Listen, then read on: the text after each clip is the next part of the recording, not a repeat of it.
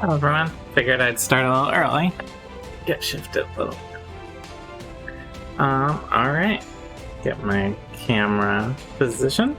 Welcome back. We were off last week. And now we're back.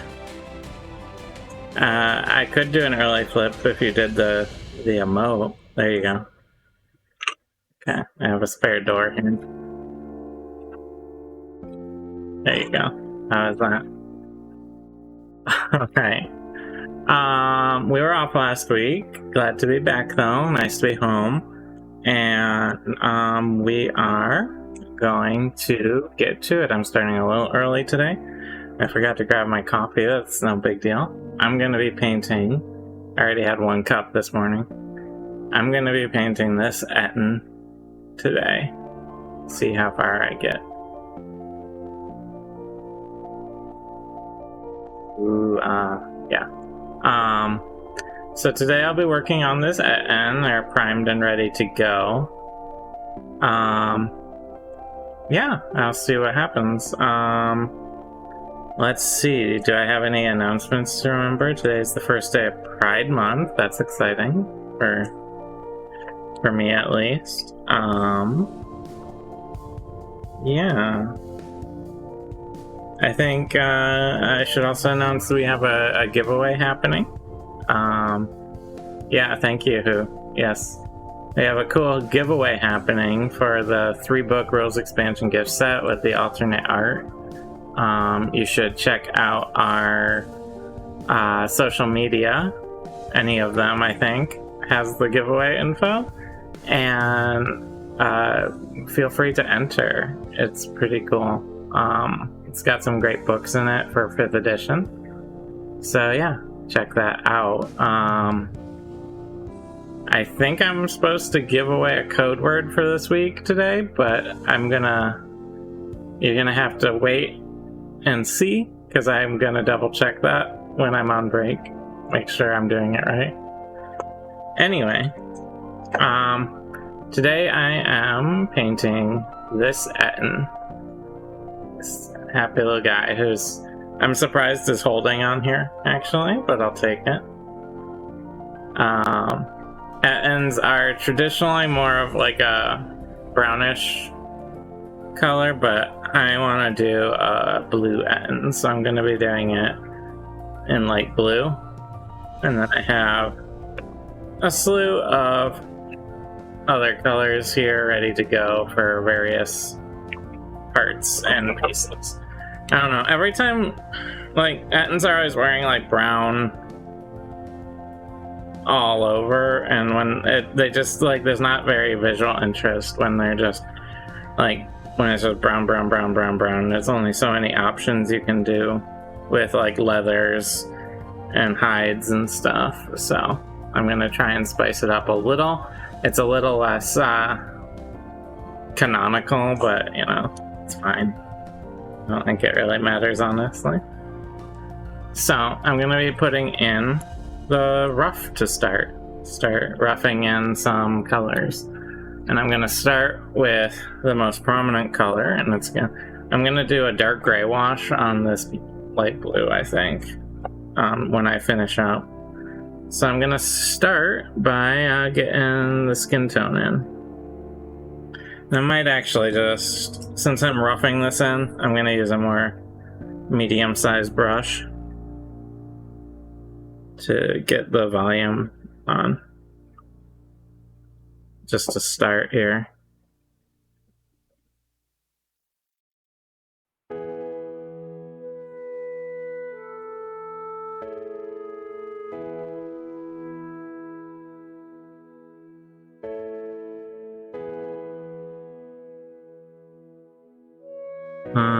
I don't know if we'll use this many, but we use a lot of the things we paint here on our D&D show that we do on Sundays at 2 p.m. Eastern. So if you'd like to, please check that out. We have podcast and YouTube and all that. How you, Jim?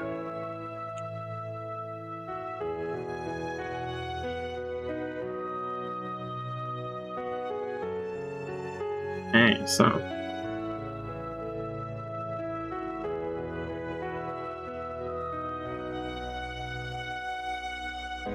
there is a lot, since this is a big guy, there's a lot of surface area to cover.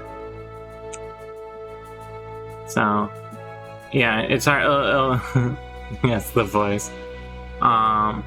It's gonna be a little hard to tell the difference between the blue and the white primer, the gray primer I have on for the moment, but this will stand out quite a bit once I get everything going.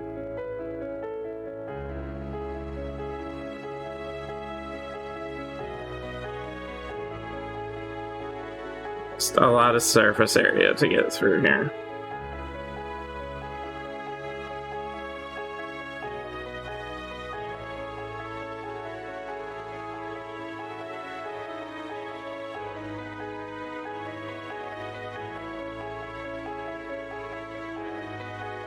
There's one leg, painted in with the light blue.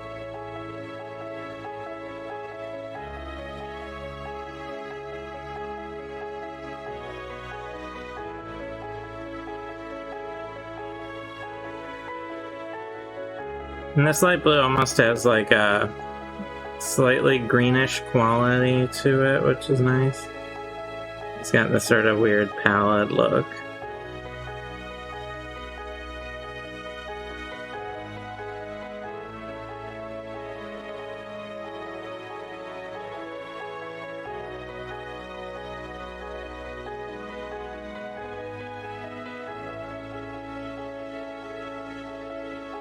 And right now, I'm not...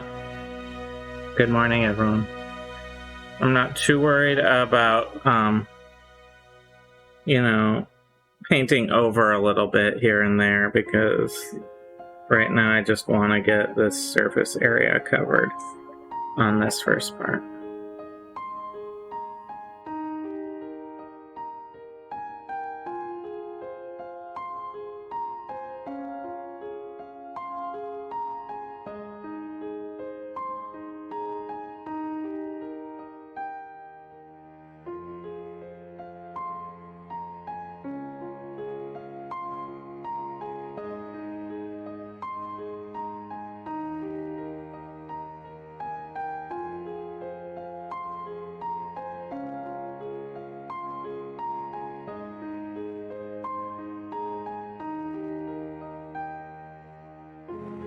And get the foot here.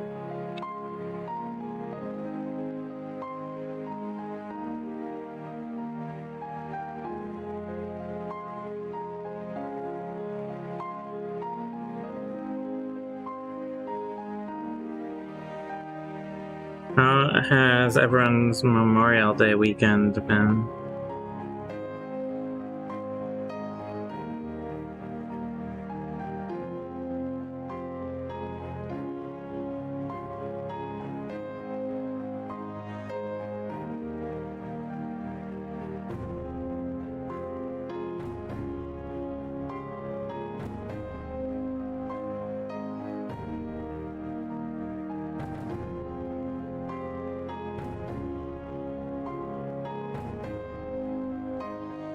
I'm going through carefully here and just double checking the legs, make sure I didn't miss anywhere. Looks okay. So I got some legs in there. Now I have to do the torso and the arms. This will take a little bit here.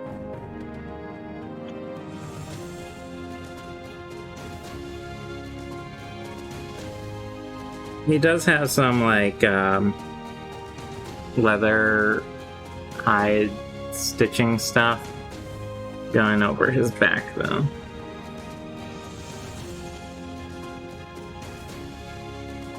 It looks like he has like a little, I don't know if that's part of his cloak. I think it's like a beard, like a chin beard sort of thing.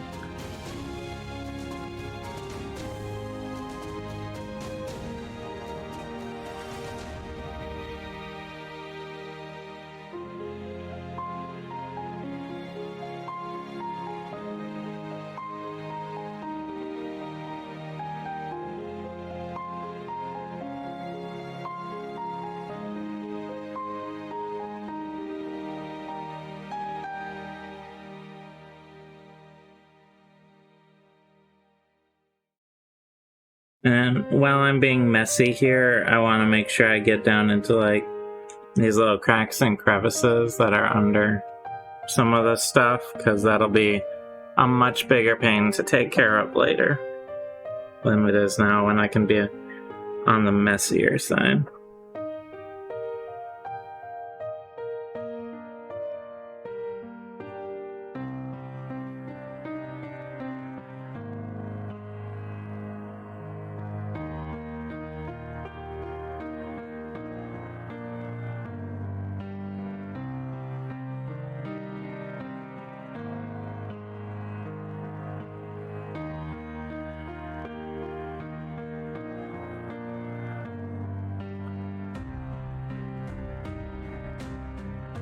See.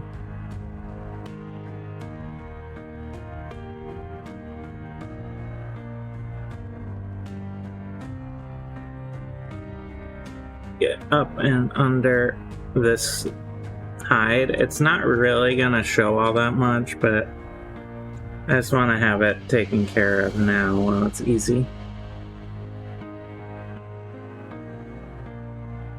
The way I do this, I always, you know, you're always painting over to define the lines, so this is the best time to do things like that. It's this early stage. You're just getting all the colors on.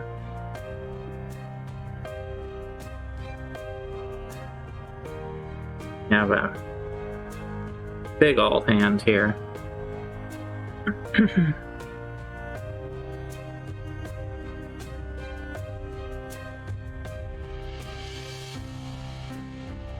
Not sure if I want to do the nails in like a white or like a black. Yeah. I'll probably do them in ivory and put like a wash on them, I'm thinking.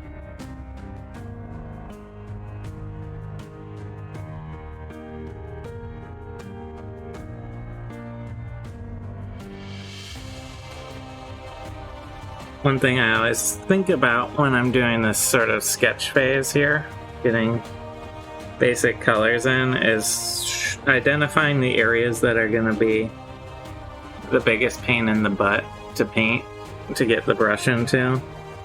Like this back of the hand is a little annoying with the leg to get the paint down into it. Luckily, it's mostly just skin color, so I shouldn't have too much of a hard time with it.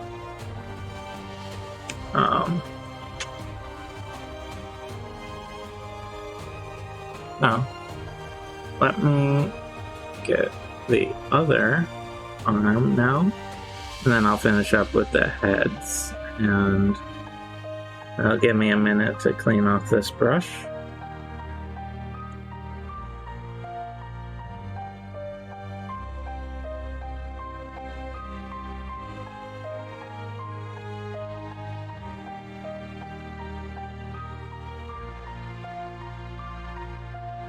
Trying, you might be able to see the color here, this light blue. And I'm using a little better. But it'll start to pop a lot more as I paint in the hides and stuff that this guy's wearing.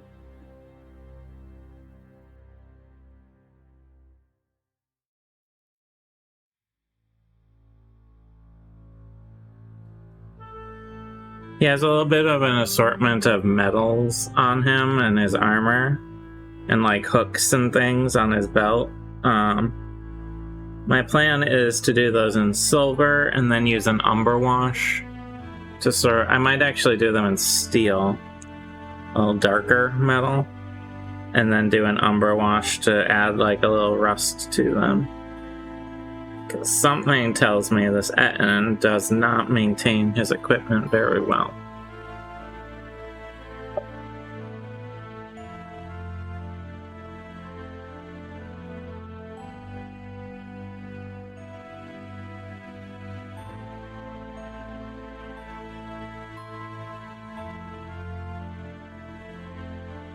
Okay.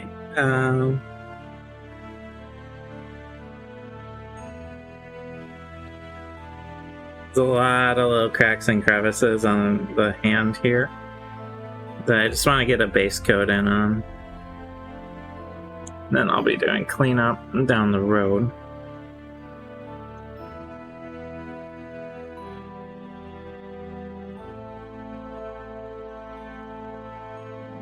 Trying to make sure I didn't miss anywhere. Check for areas that the paint might not have dried. This is, wow, this is an Ettin who, not an ogre. The two heads are kind of a dead giveaway that it's an Ettin. Also, like, ogres are maybe a third smaller than an Ettin.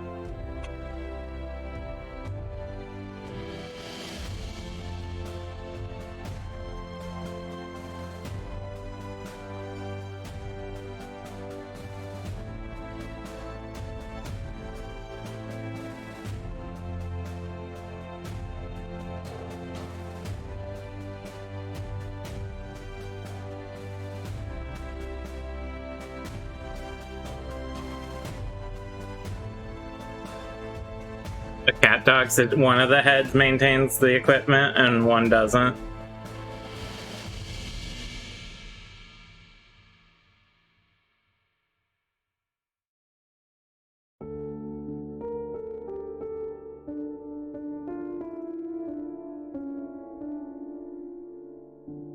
I'm guessing that this head is the one that maintains the equipment. This head, I feel like, mostly spends their time yelling talking points from news channels at people online. I remember the hit 1998 animation cat dog.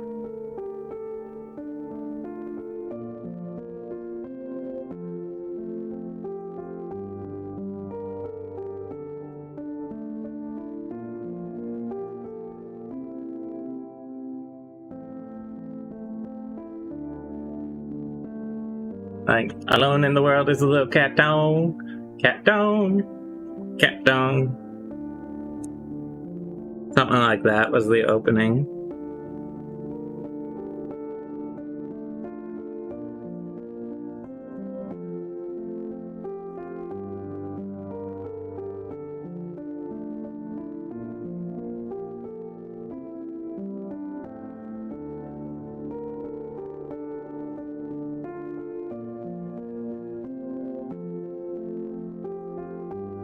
The big problem with cat dog was always the discussion of how does cat dog poop?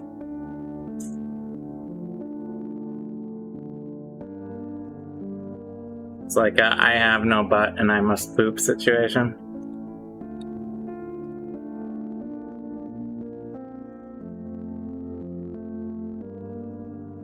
Okay, I think I got all of the skin area done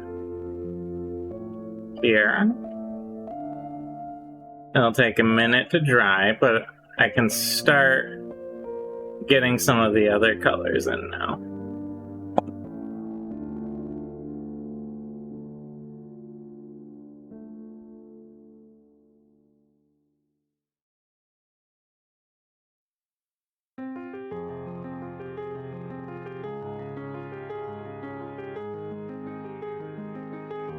I remember there was discussion about how, cat dog doesn't poop. Is there anything that doesn't poop? Any animal that doesn't poop? And it's like, yeah, technically there are some things like jellyfish that only have one opening, so they'll actually eat and then technically regurgitate the waste from what they're eating. Like, sure. But then there's also a type of microscopic mite, and it gets sort of related to a spider.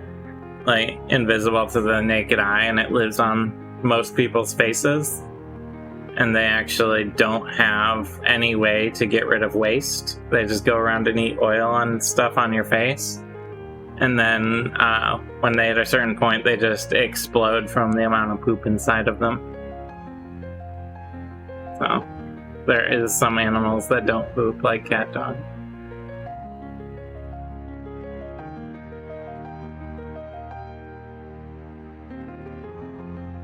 Alright, so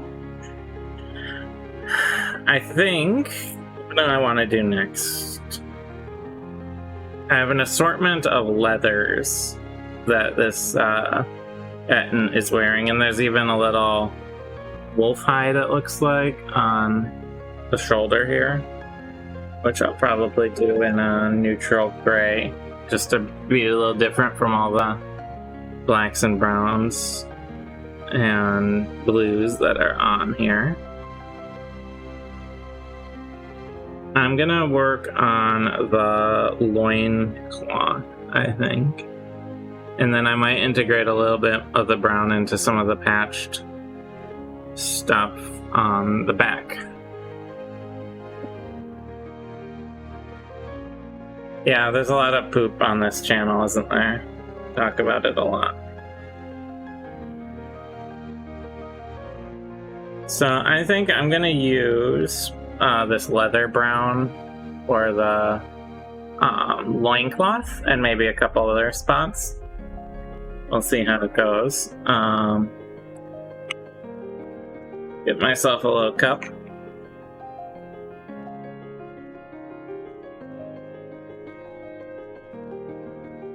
Hey. So, you know, this is still early stages. I'm gonna try and be careful, but I'm not gonna be like ultra careful in applying the paint. You know, mostly where the loincloth comes in contact with the skin I've painted in already. That's where I'm gonna try and avoid getting a mess. And this leather brown is a very orangey brown, but it looks really good once it gets an umber wash on it.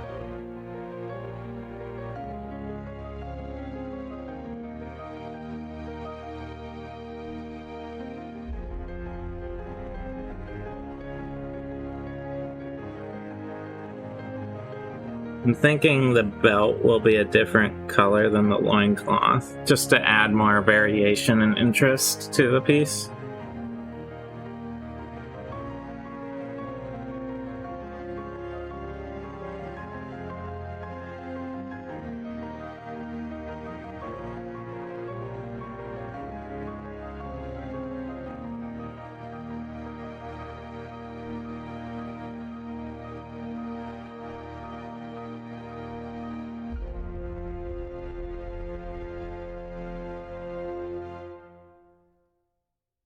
So there's a belt up here. It might be a little hard to see right now.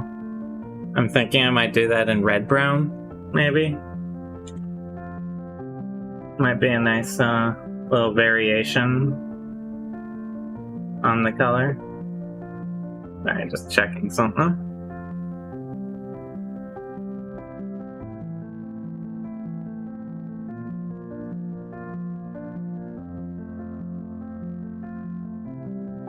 And then he also has a whole bunch of like things on his belt. They're mostly like hooks and stuff like that.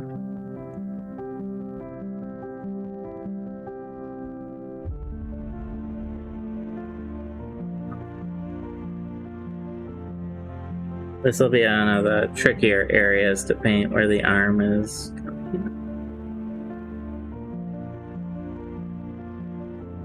Because I'll do stuff like that on the finger there. I knew it was coming. That's what touch-up's for.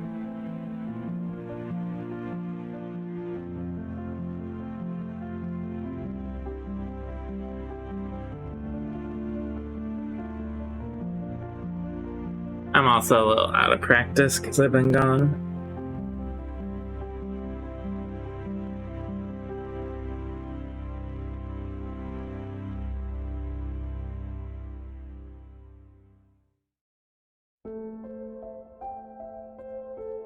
Getting around this hand is kind of a pain, actually. Exactly.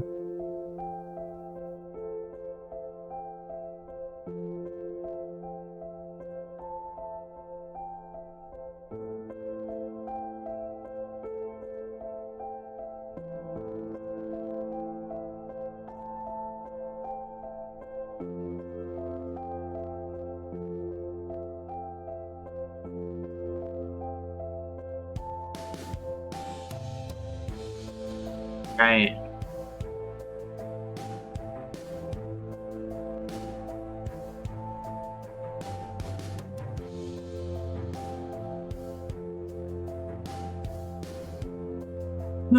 Yeah, getting just under here is kind of a huge pain because this hand is so big.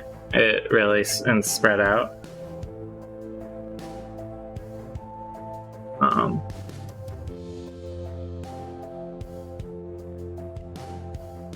Make sure to always drop what you're painting. That's an important part of the process, I think. At least that's what I do. I'm getting the back side of the loincloth here.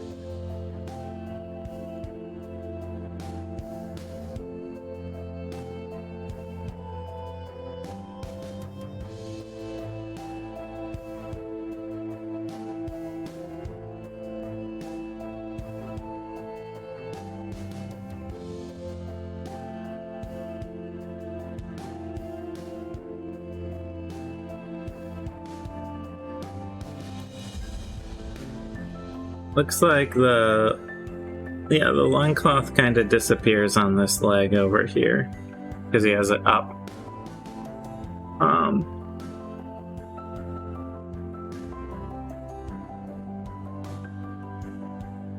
So, time to get the back.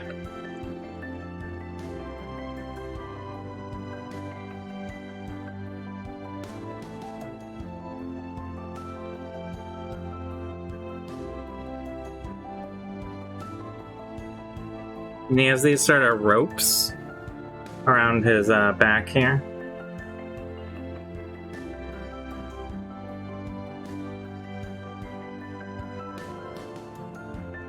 I'm thinking I'm going to do those in buff. It's sort of a yellowy beige. And that should make a nice rope color.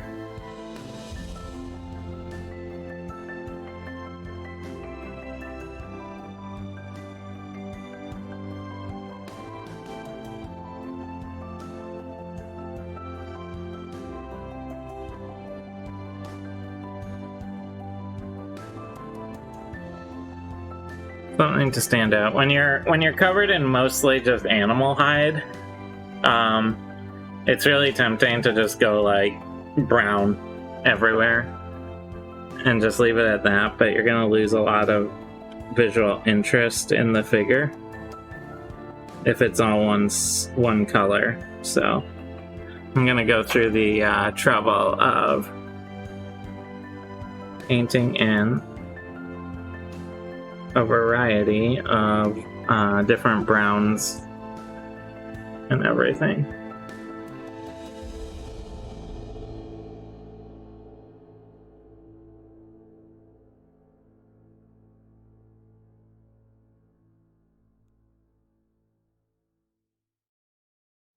I think it's a little hard to tell because there's a hook here. It looks like it disappears into a belt after the hook. That's the loincloth. I'm gonna do one of these patches on the back at least in this leather brown. So it's a little hard to see, but there's stitching on his little cloaky thing. So I'm going to be doing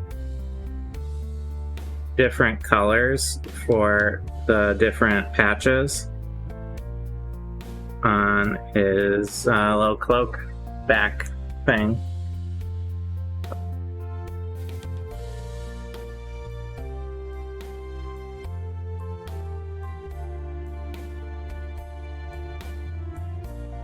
So with two-headed creatures like this, I do always wonder, do they eat twice as much? Do they eat do each of them eat half as much? Like, you know, like what's the...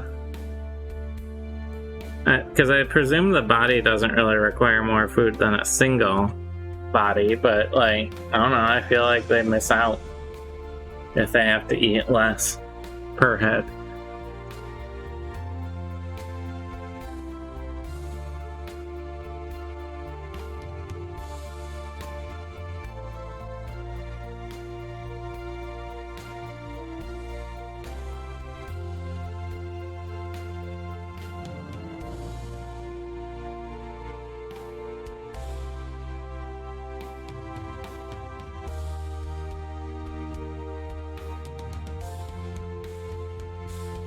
One head just hates eating.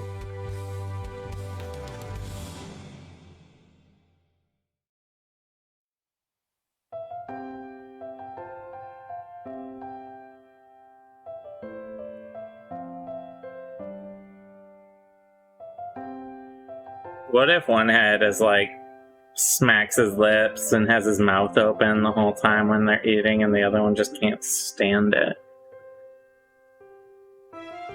So that's one patch there. I think I'm gonna do this little patch as well in the leather brown while I have it here.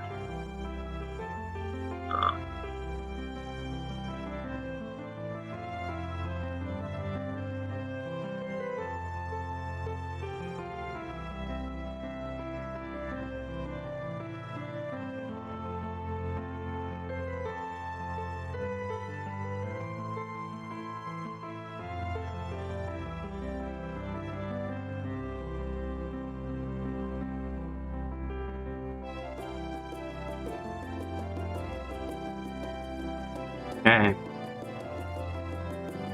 So now I have to make some decisions. Where do I want other spots with leather brown? Like, I'm thinking just compositionally, trying to look at where would be good to have like leather brown, the colors sort of broken up and distributed.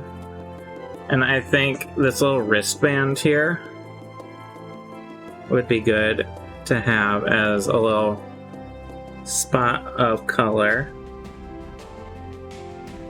in this sort of leather brown. Because he has a lot of little straps and bits and bobs all over.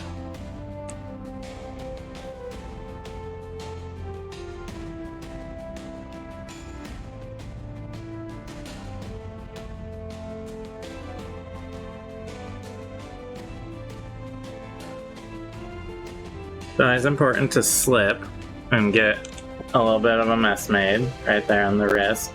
But that's okay. I'm gonna do a cleanup later where I tackle spots like that.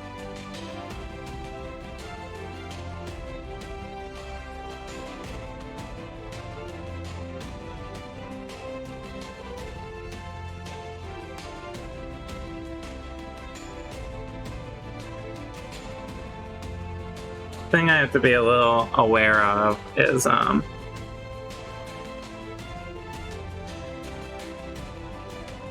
this is a very nicely made model, which means it's got a lot of great dimensionality to it. And I want to make sure I'm getting all the planes the right color, the different planes. So I'm gonna do this wrist strap in a different color. The only other spot I'm thinking is he has this sort of strap holding the wolf on. I think I might do that, but I'm probably gonna do I have a couple other browns I'm gonna work with. So I might come back to the leather brown later, but I'm gonna move on to a different brown now. So I'm gonna do red brown here for the belt and maybe a couple other spots. The belt will be the biggest pain to do.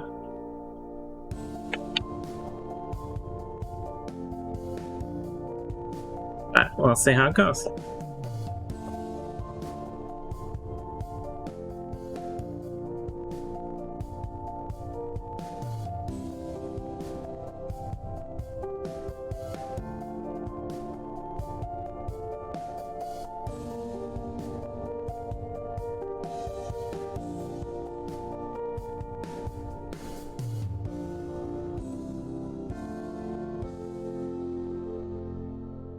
Hey. It's mostly the belt's mostly a pain because it has these huge arms that they're not really like problematic, they're just kind of in the way of where I want to angle the brush sometimes.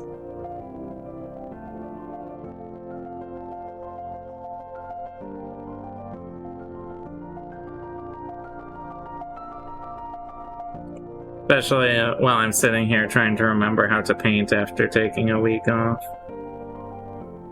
Right?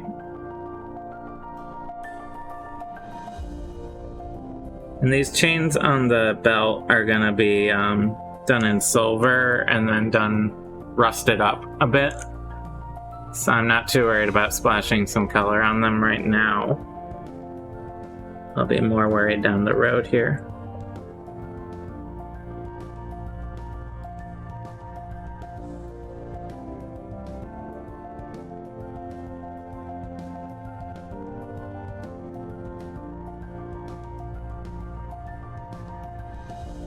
Alright.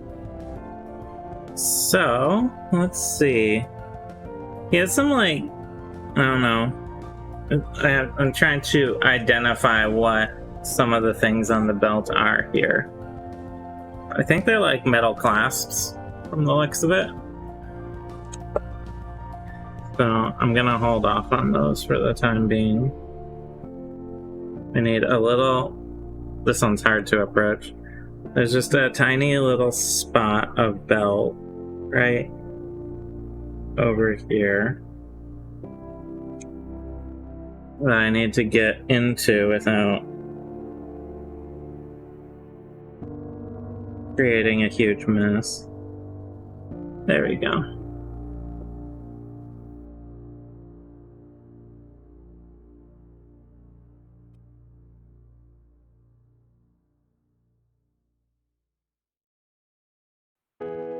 And the belt is in between the rope here, and the rope's gonna get painted over later, so I'm just gonna get that red-brown covering.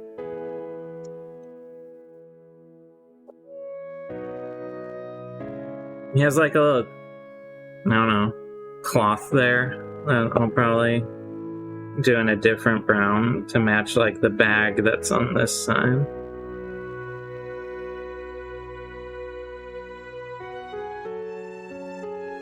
All these things kind of in there.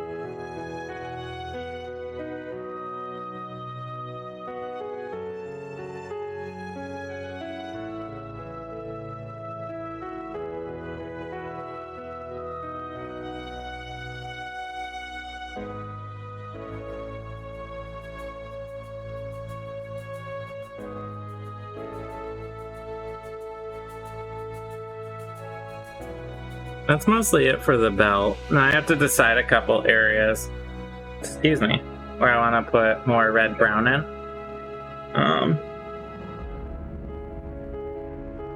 I think he has, so his little calf brace thing, not quite sure.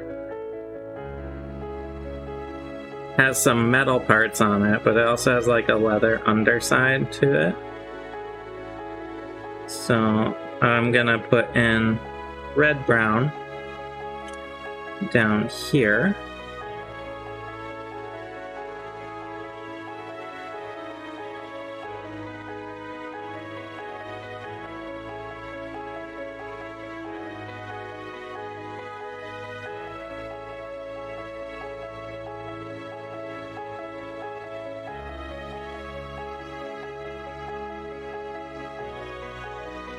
I got the primer on this spot as well as on others. It's taking a little extra to get there.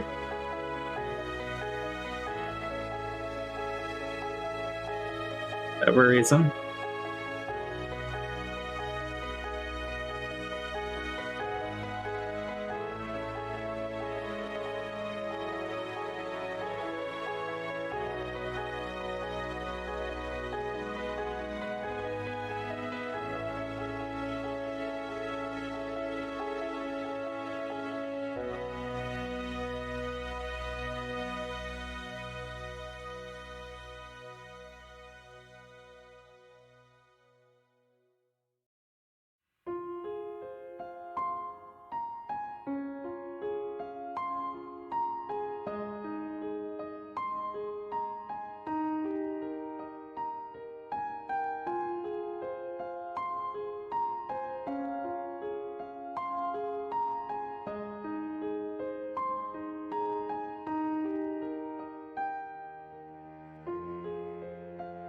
Hey.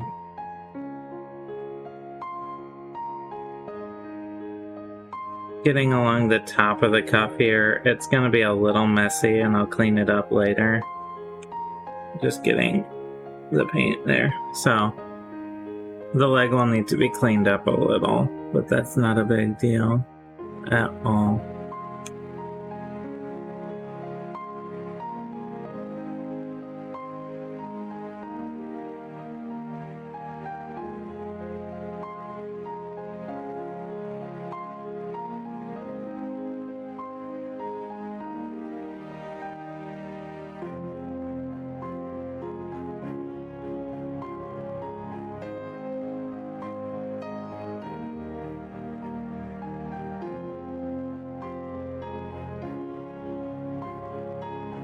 I'm getting a little bit of clubbing on my brush. I don't know if that's the technical term, but it's when you start getting paint drying on the tip of your brush and it starts to create a little clump. So it's good to periodically clean your brush to try and avoid that, if at all possible.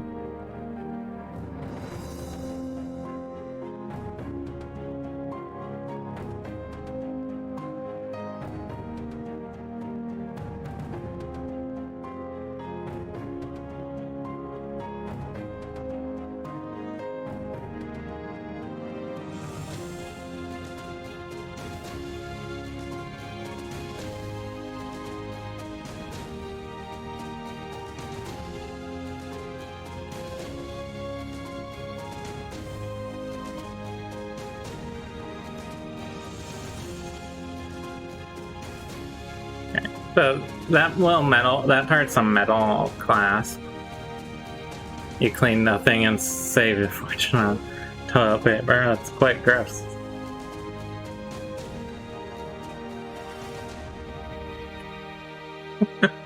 Alright, I'm gonna do another patch in the red-brown now on his big old back thingy. I don't know what to call it. Cloak, I guess.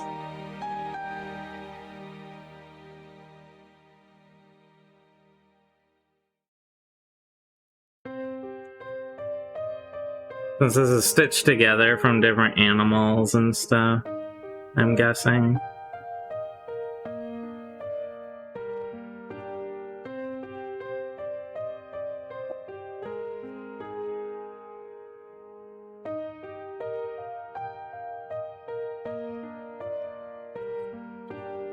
Yeah, I'm really off today. Just not focusing. But it's not too bad.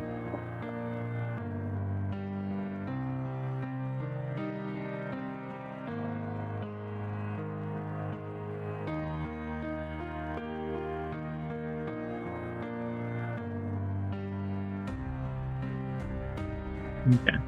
So before I couldn't really make out where the cloak stopped and the body started, but I'm seeing it now as I'm painting it in. So this is part of the chest in here, so I'm gonna have to paint up in there later. And it looks like the neck is here. So that's part of the reason I like to do these sort of rougher paint-ins first, so I can get a good gauge on where things actually sit.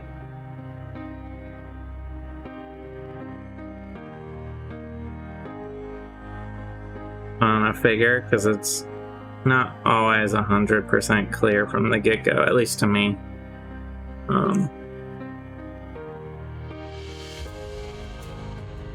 Where one area starts and one area stops.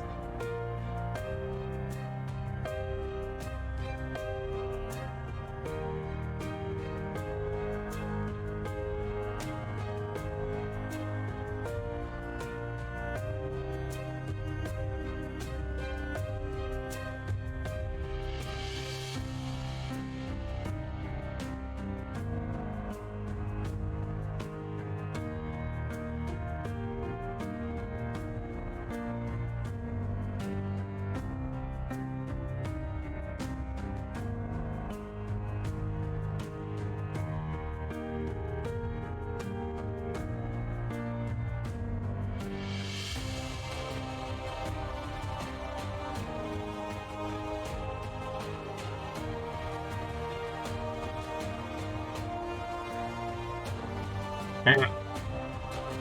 I think that's probably good for the red-brown for now.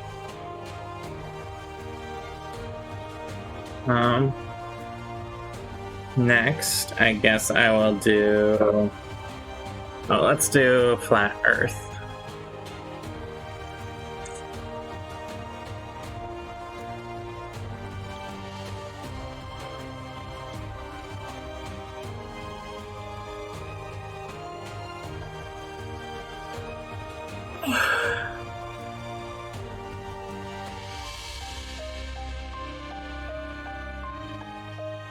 Hopefully everyone's doing pretty good today.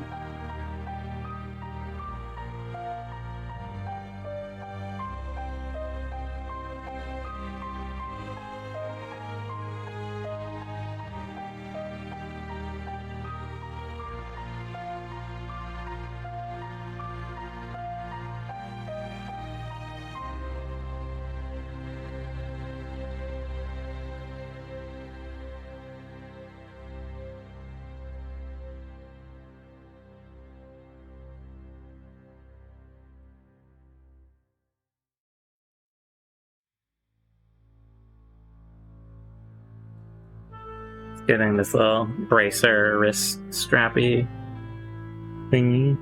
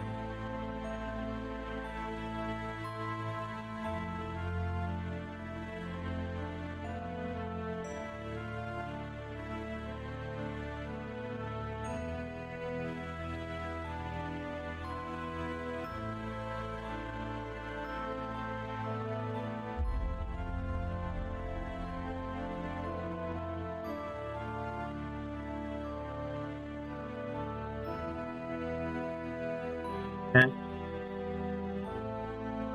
Slowly working my way through. I'm going to also do this strap in the flat earth. This one that holds on the wolf pelt. Here.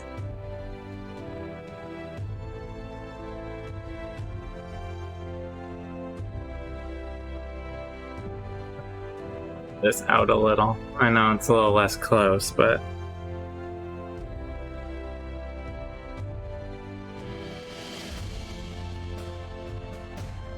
makes sense.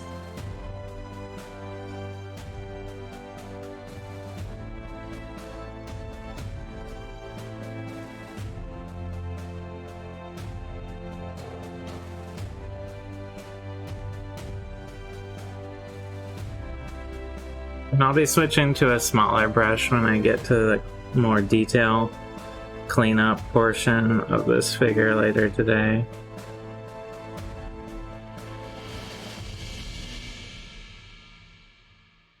But right now, it's mostly about just identifying what colors I want where.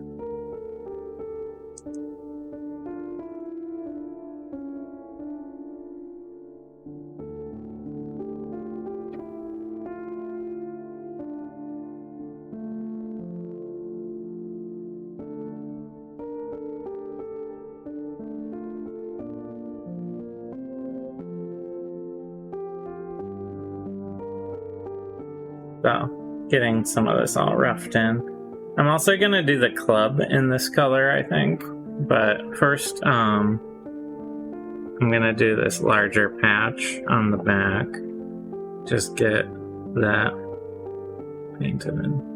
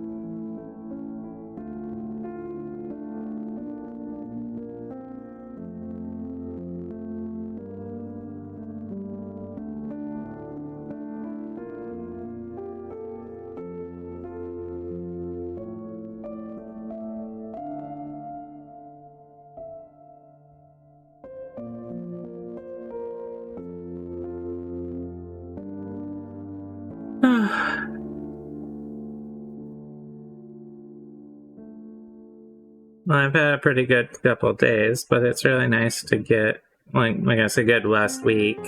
I was on vacation, but it's nice to get back into some of this painting, which is always a lot of fun. Letting that dry. I'm gonna work on this club a little.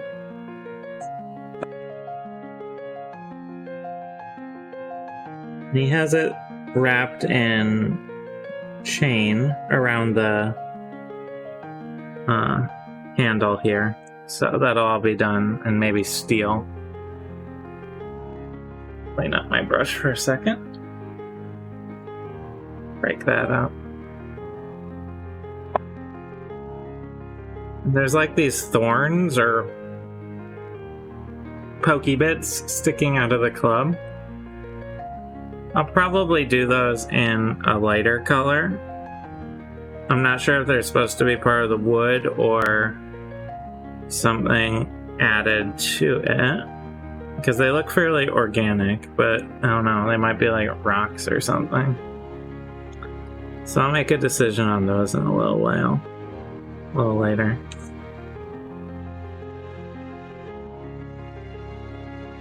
For now, I'm gonna get the bulk of the club just colored in. Get the basics in. You know how it is.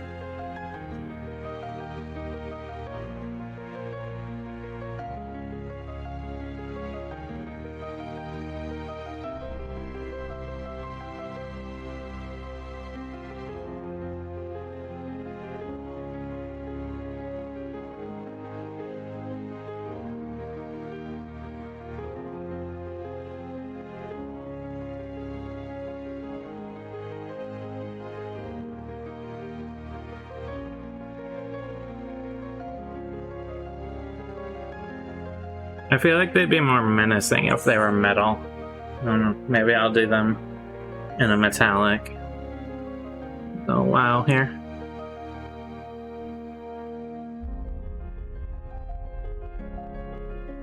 I'm moving forward a lot today, so I'm gonna adjust my camera accordingly.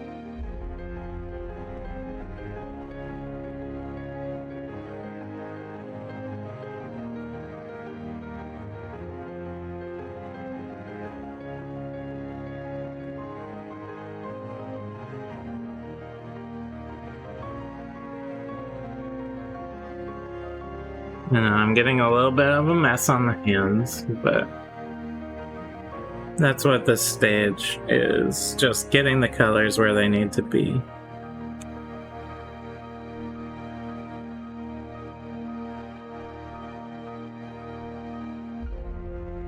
I have quite a bit of cleanup to do with the light blue anyway.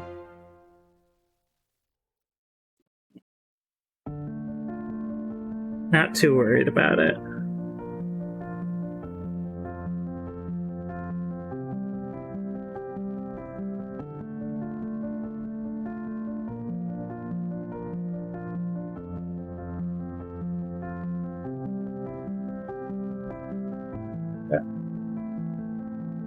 Split that off there. Alright. I think, just looking over here, I'm gonna do flat earth in a couple more spots here. So On his belt, he has this little flap. I don't know. Little cloth, leather thing. Just gonna put flat earth on that.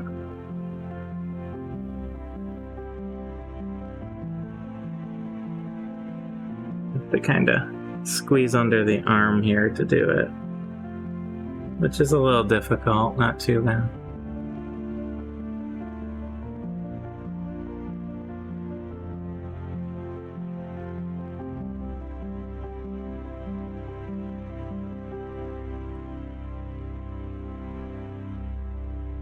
He has small spots of brown all over his skin that I'm gonna have to clean up.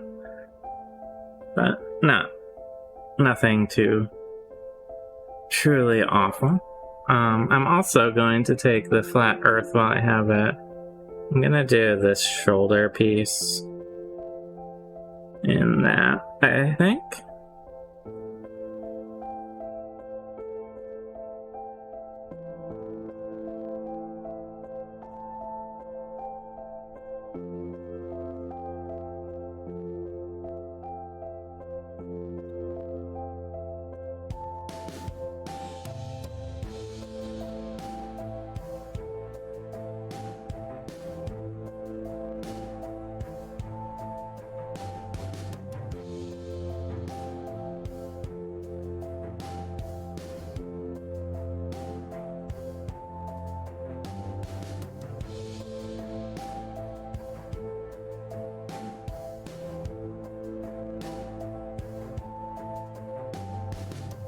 So he's getting a nice sort of patchy leather cloaky thingy here, starting to form.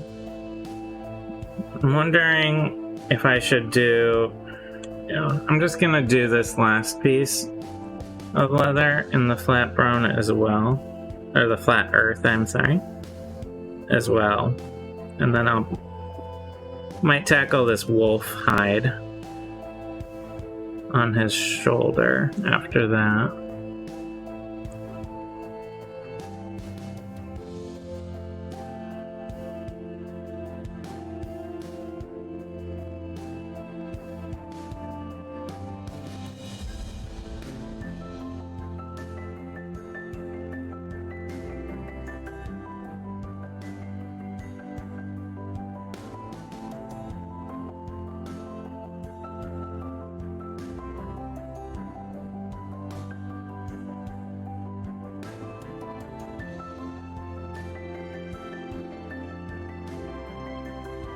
There we go. I'll probably be doing those stitches in there a little bit later. Am I missing any cloak? Looks okay. So, gonna give that a second. Close that up. There we go. Maybe. Kinda, sorta.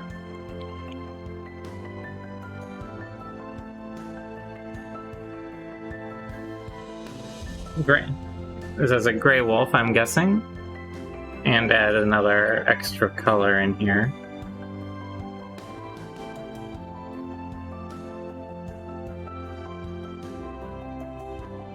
So.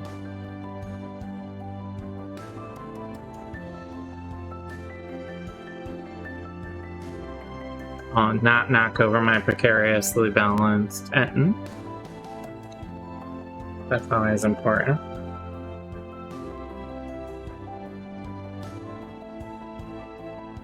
Okay.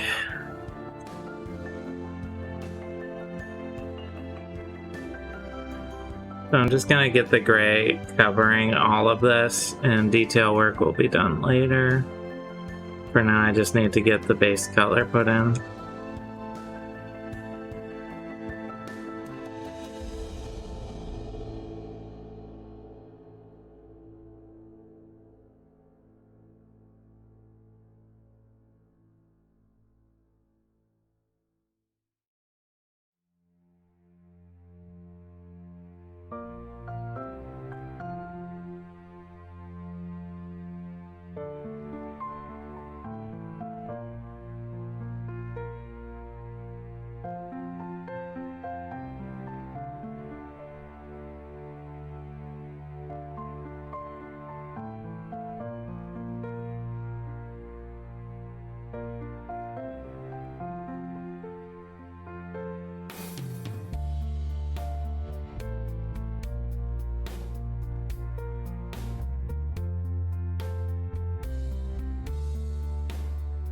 Oh, this is sort of the quick and dirty initial step I'm doing.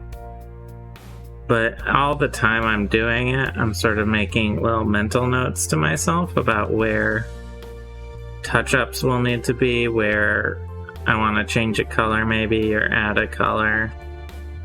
Things like that.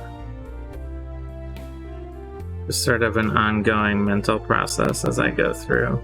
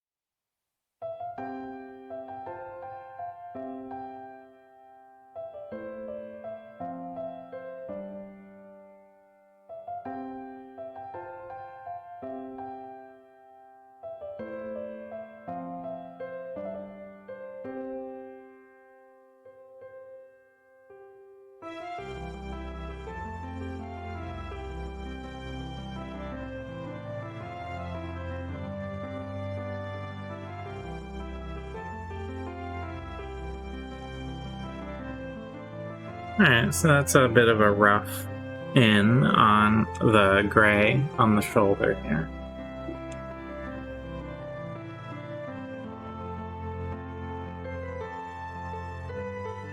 I'm gonna actually, I think, pull out my light blue and do some of the cleanup and finishing. Not really finishing, but there's a couple spots on the body where I want to get the skin fixed up a little before I go too much farther. Get rid of some of the more egregious splotches I've made, like on the hand there, before I start, and then I'll start tackling maybe the metal next. He has a lot of chains and hooks, things like that to do.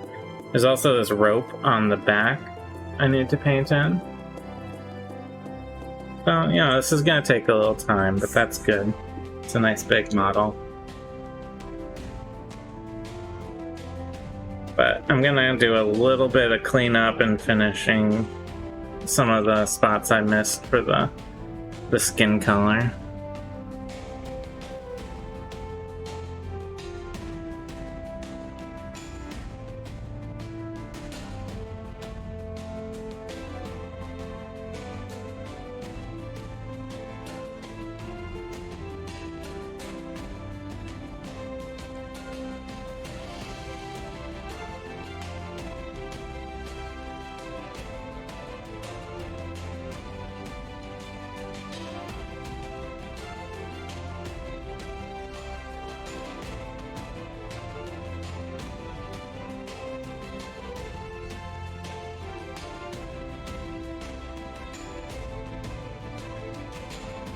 I almost forgot he has this big old bag here. I'll need to do that in a color. Choose a color for that.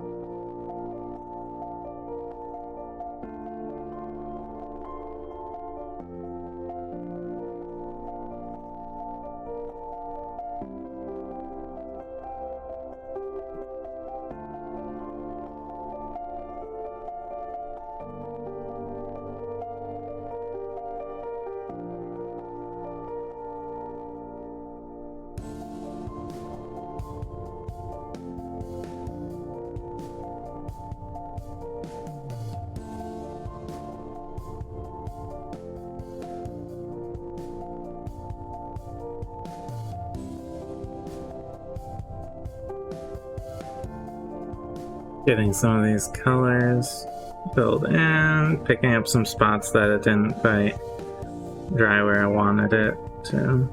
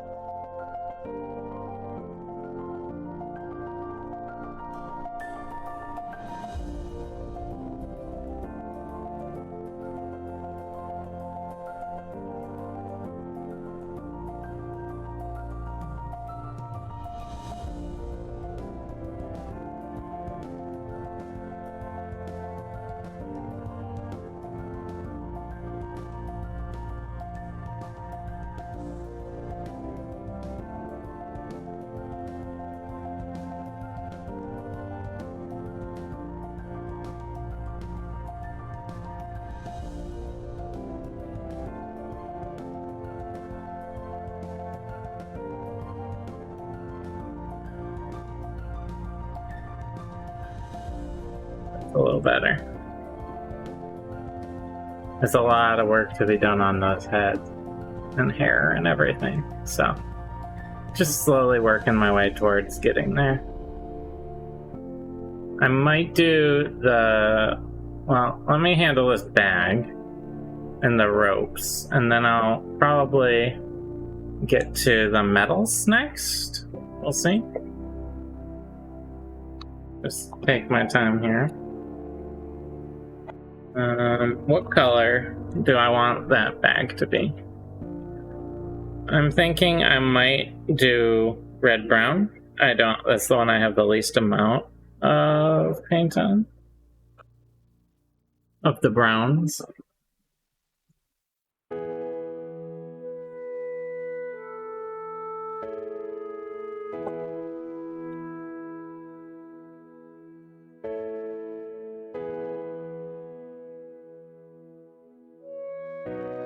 Not too distant future here, I'll probably switch to my smaller brush.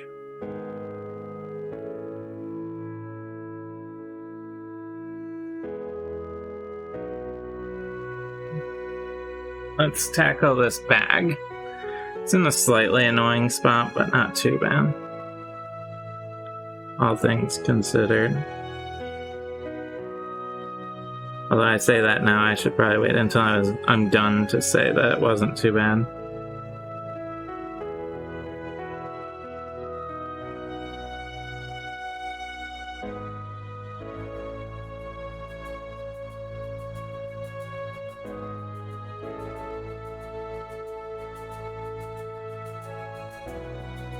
Fix my camera more.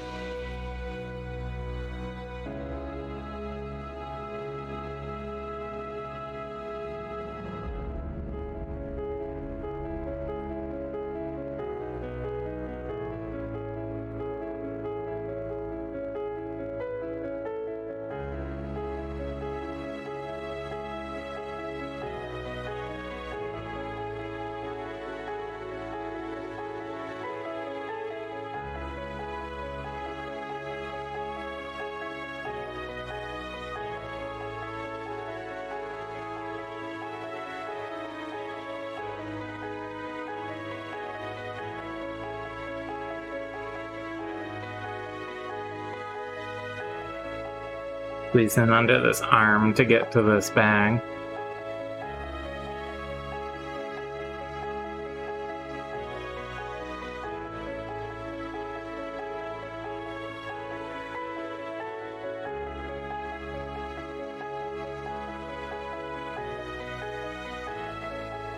Trying to get a good idea of where things sit when it's tight with these arms. This is where you wish it was one of those Oh, yeah, thank you, Who. Yes, anyone who's watching, we have the alternate art of the D&D 5th edition 3 expansion rulebook. We have a giveaway going on right now. You can check out and enter on any of our social media, but it's really cool. It's a great giveaway. It has the Xanathar's Guide to Anything, the Tasha's Cauldron of Everything, and Mordenkainen's Multiverse of Monsters, like the Ettin here. And it is, yeah, it's a big giveaway we're running. Check out any of our social media, but like Who said Twitter is a good one, where we have it posted, all the information for it.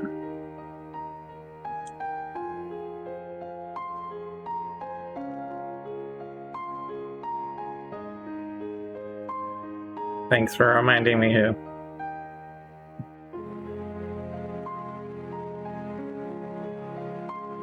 So, I'm going to tackle the rope here. I'm going to do the rope in this color, a little lighter.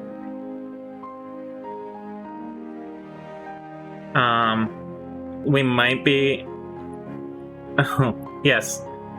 No problem. Yeah, we paint a lot of the figures we use in our show, which is our D&D show.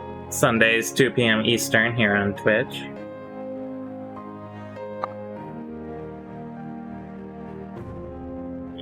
Gonna clean. So, hey, maybe we'll run into this Ettin at some point down the road working for the voice or something, right?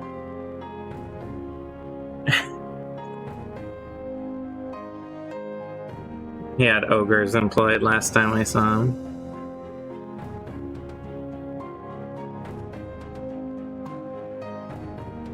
As his bodyguards.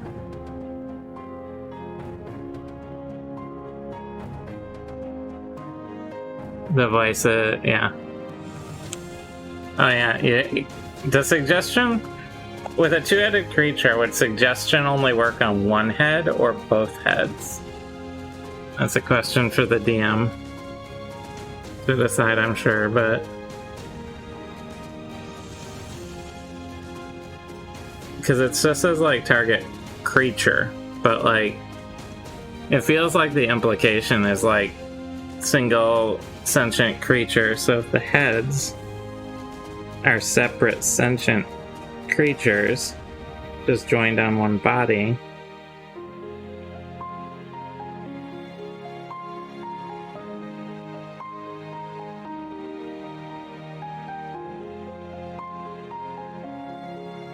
how would a spell like suggestion or...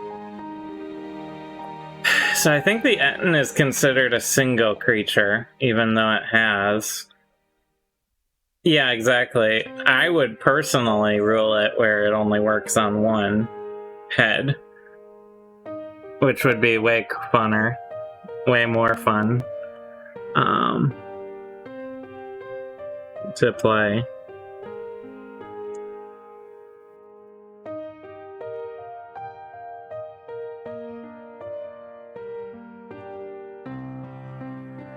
Then the other head's just like, what the hell is wrong with you? We have to get him. Funner is a word in our channel? Alright. I'll take it. Funner is a more fun word to say than more fun.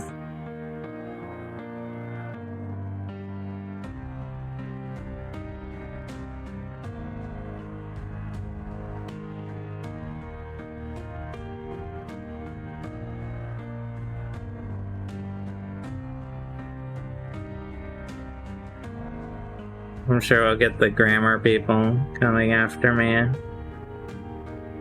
later down the road here.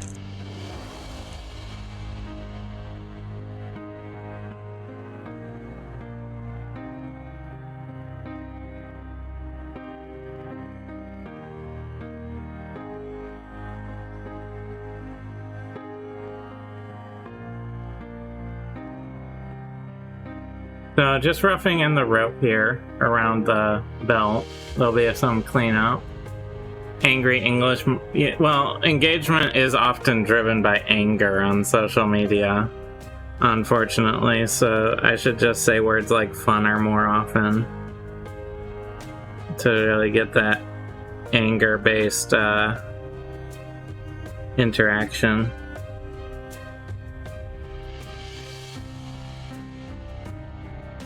So I like half of the YouTube videos are like, I quit whatever forever. They've ruined it, blah, blah, blah, whatever it is.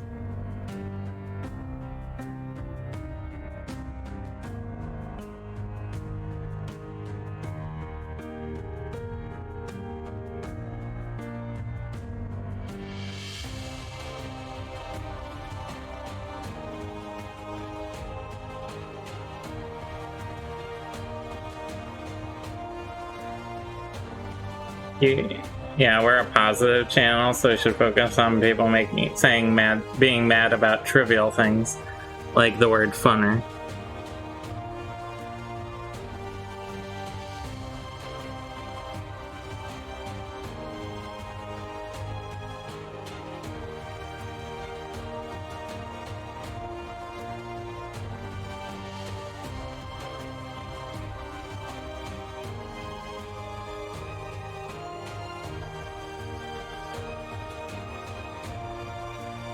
A little better with the belt, with the rope in there, even if the rope's a mess.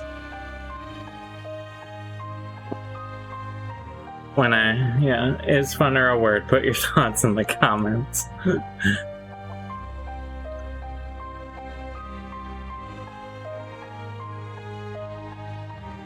What's a funner word to say? Funner?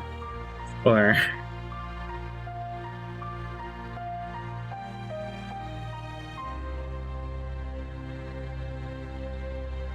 Okay, so just giving a quick look over here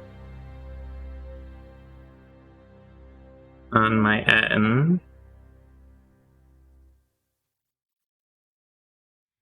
I think that's a chain.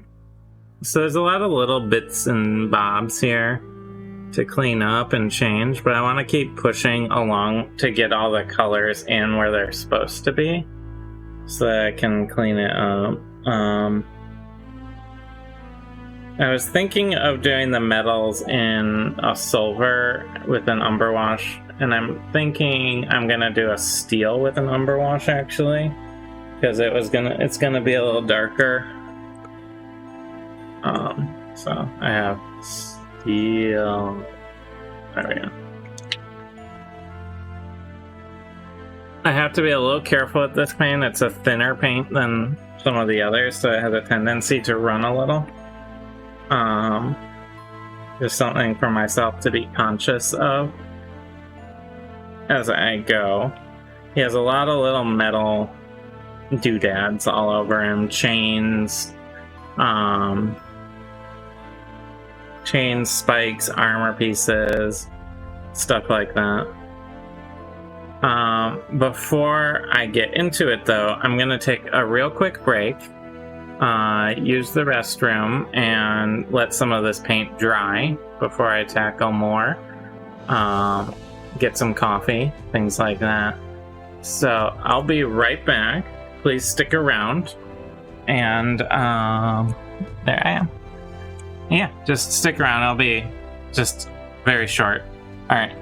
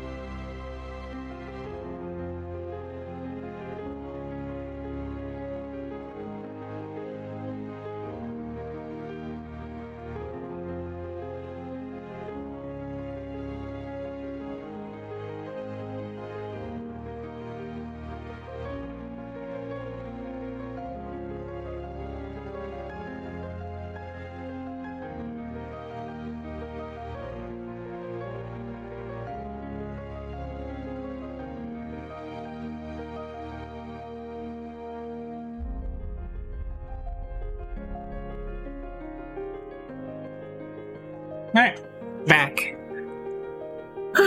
Sorry about that. Yeah, just checking in on the dog and everything. So,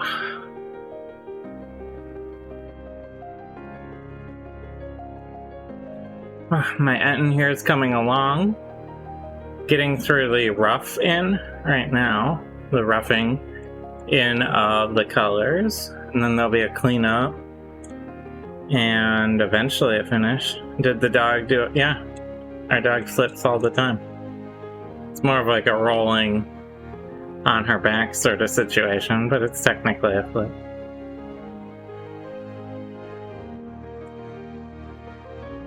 Alright, here. There you go.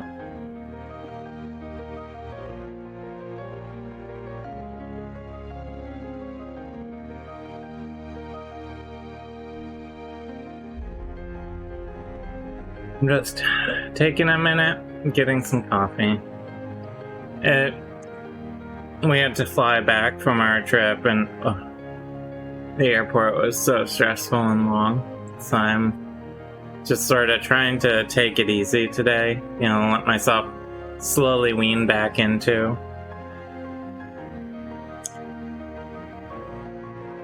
like a regular productive mode, because yeah, for some reason airports suck.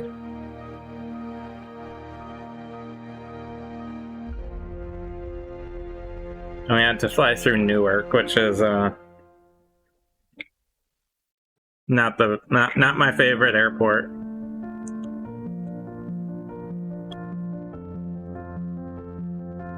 So there's a lot of little metal tidbits all over this ogre. The steel I'm using is fairly thin.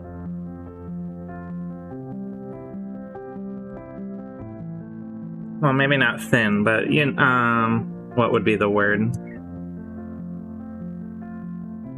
Runny. Thin is fine, I guess. But so I just want to be conscious that it has a tendency to run a little more than others. Although at this stage it's not a huge deal if it does a little bit. And of course I immediately smack a finger. It's just how it is.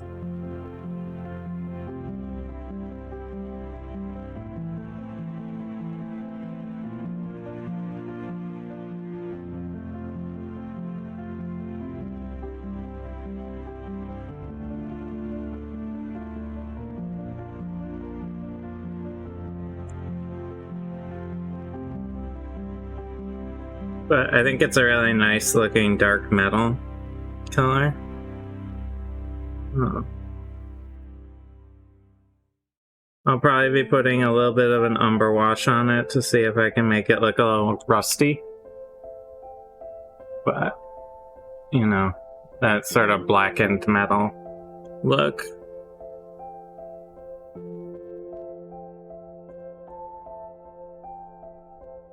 Was pretty nice.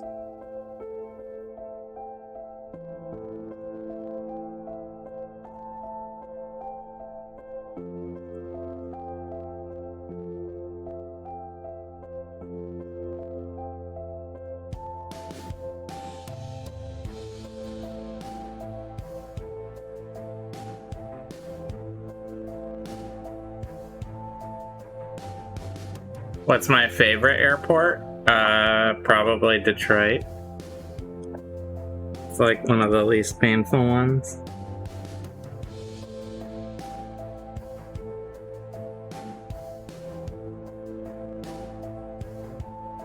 To get through.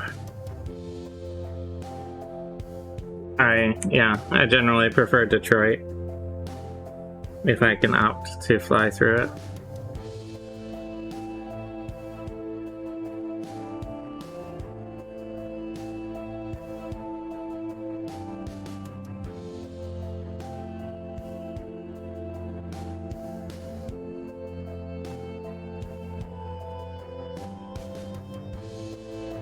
Newark this time around was really in the running for like worst airport experience I've had. Really trying to win that award.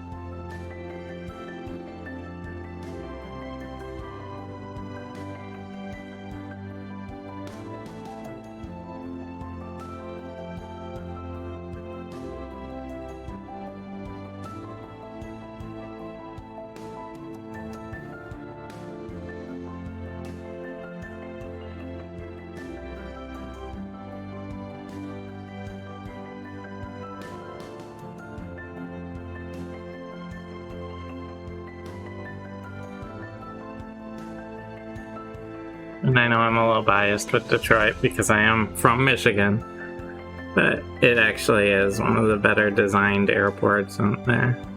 At least the new terminal.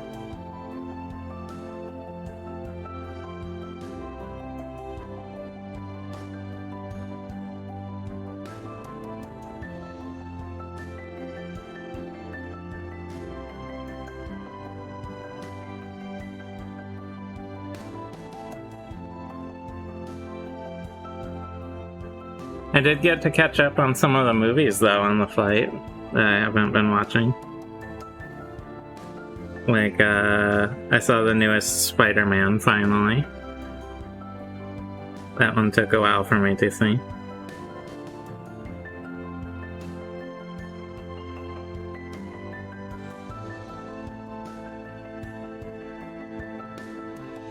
It was pretty good. It was fun.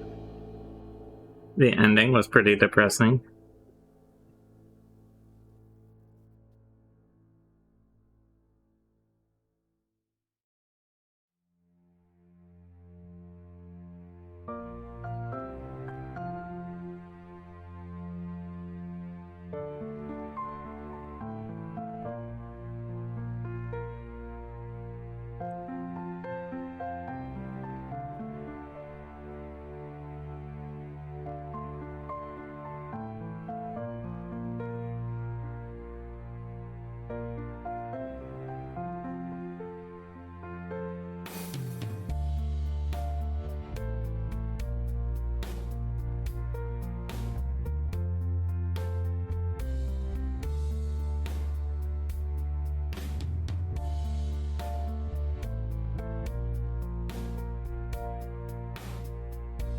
Yeah, I watched that new, the Ghostbusters that came out a while back, Afterlife.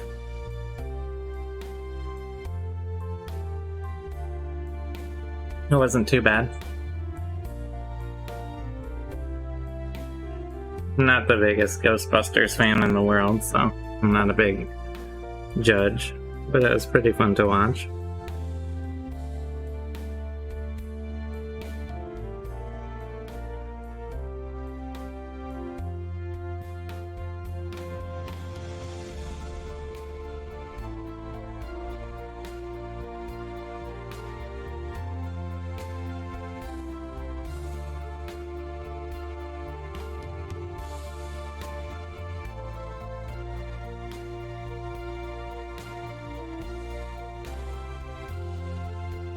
Hi. Do you want me to come down and work with you for a while, or you just want to finish? Oh, I'm fine. This will take me a while to paint, so you can't see, but my dad's here. If you want to join me, you can. I'm fine here. Otherwise, I'm just slowly painting, getting the rough in on this Ettin. Yeah. Yeah. See how it's going. Oh, you decided with this at the light sea blue. That's just light blue. Oh. It's a good color. I like the colors that you picked for the Leather. for the leather. Yeah, Yeah. Hopefully they'll turn out okay. brown leather and Red, brown, and flat earth. I'm just doing the metals now. Yeah, you're really bringing the detail out nicely. Yeah, it's pretty rough still. Like, I got some steel up on the finger here, things like that. This needs to be cleaned up where I put in the ropes. Mm-hmm. But,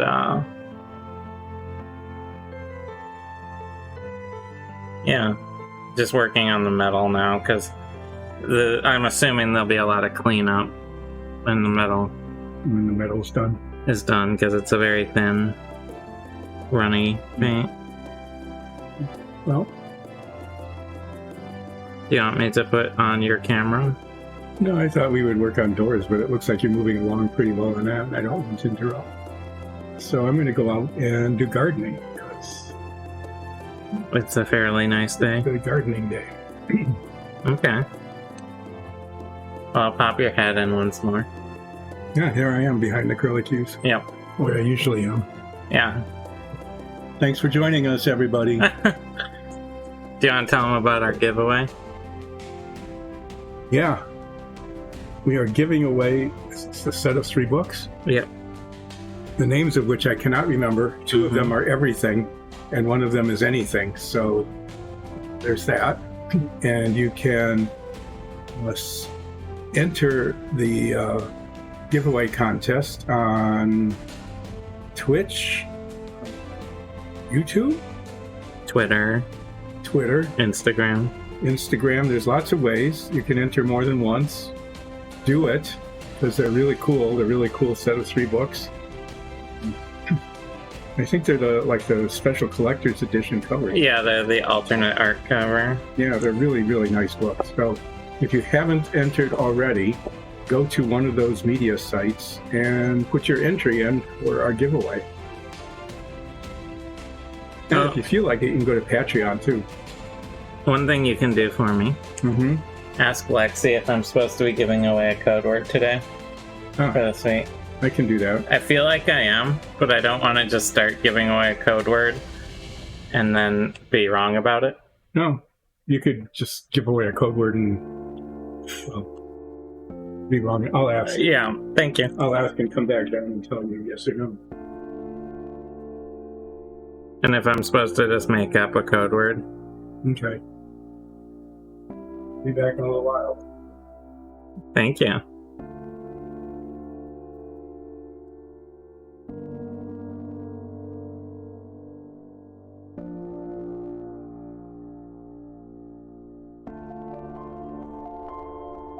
See, it starts to pop when you start to get these metal, and even if it's still messy, I feel like getting in this metal is really making some of this Ettin pop.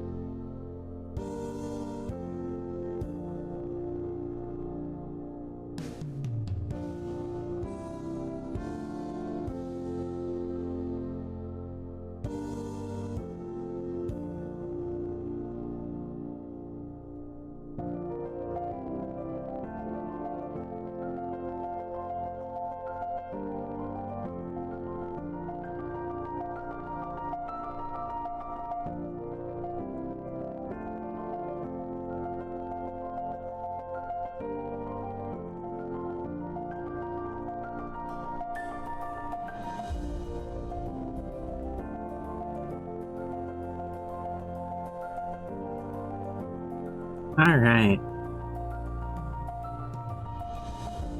Get this arm.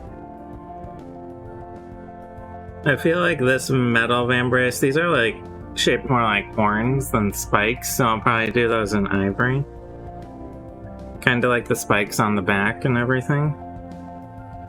They seem more like teeth or fangs or something, some equivalent, than a metal spike.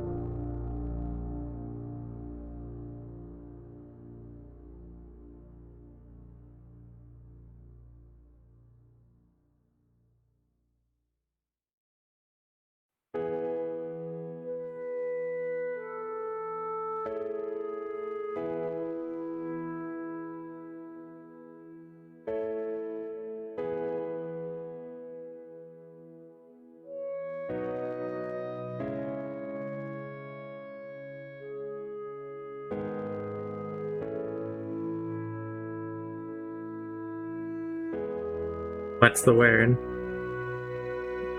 The word is that you are to give out a word today. I am to give out a word. You will give out a word today.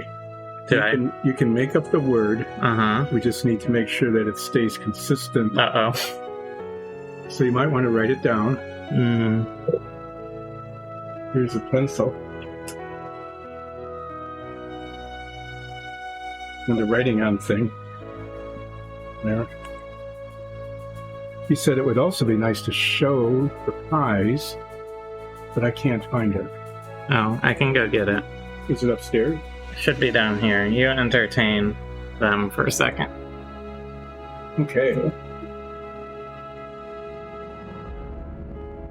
So, I'm going to entertain you for a second. Seconds up. Yeah. So, Nikki is getting the prize that you can win by entering the giveaway contest. All you need to do is enter the contest, and the prize is free. How come I couldn't find it?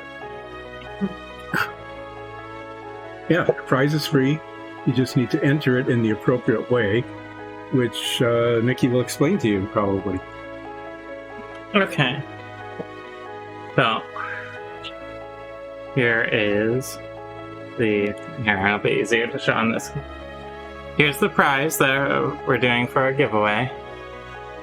It is the Rules Expansion gift set for 5th edition. Tasha's Cauldron of Everything, Xanathar's Guide to Everything, and Mornkaiden's Multiverse of Monsters. There's also like a DM screen in here, I believe. It is the alternate art cover version. It's very cool. Kind of heavy. And if you want to win this, there are multiple ways to enter, but all of them involve watching this right now, where I'm going to reveal the secret code word. Which I am going to write down in a writing down thing. Out of camera. Out of camera. So, this week's code word is going to be...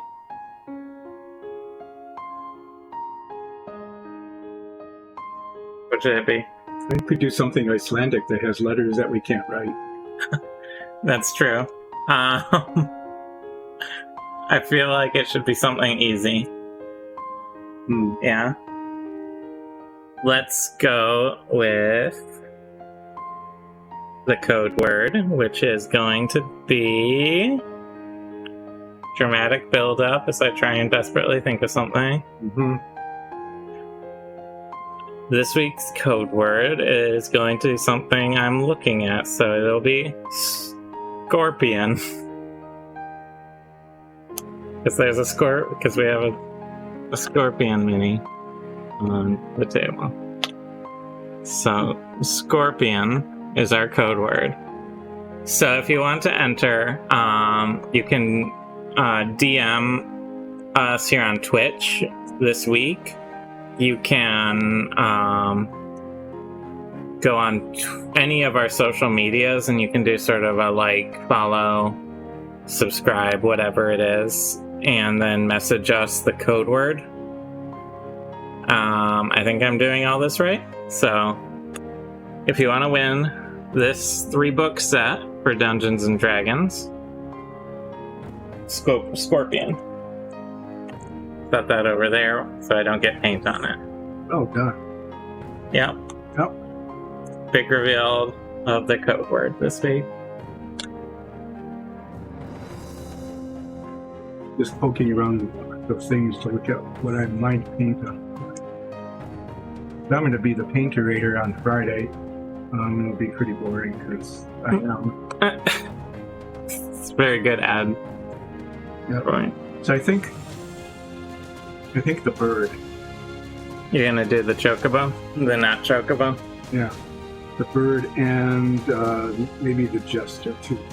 Depending on how long it takes. Yeah, I'm going to do some. We don't need to rush through any of these. No. So my Ettin is coming along. I'm getting some colors in. Okay. I'm gonna get back to it, I guess. Yep. Have fun gardening. Yep. Gardening. Weeding and transplanting. I wrote down The code word. Scorpion. Not at all visible. And backwards. the camera made it backwards. Yeah. The camera's inverted right now. Huh. That's definitely how it works. So, see that? Do that That's in the word. reverse. Do it the other way around. Here, why don't you just do that? Okay. That was fun. Alright, I'm gonna get back to this giant. Ettin. And just keep getting this metal sections painted in.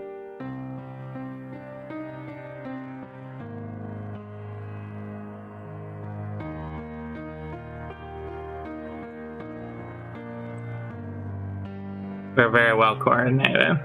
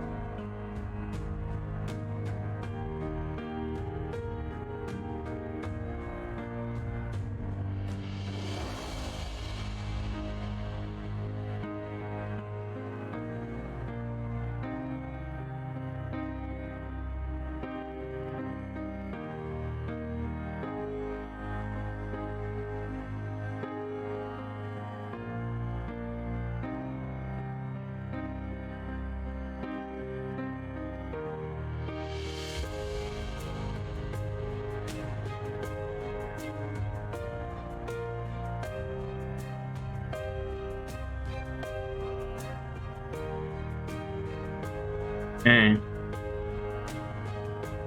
I will periodically re-announce that code word for the winning. But as I remember. For the giveaway.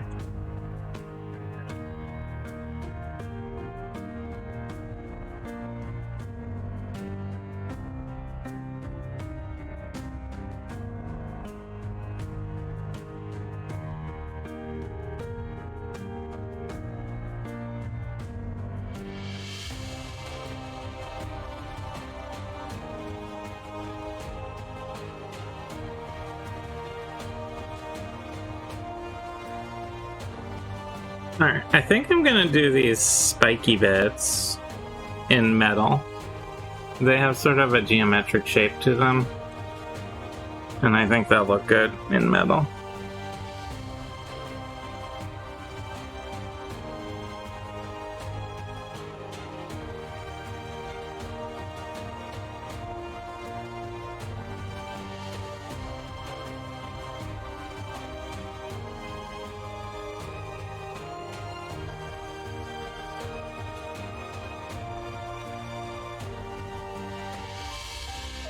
sort of dark steel that I'm doing.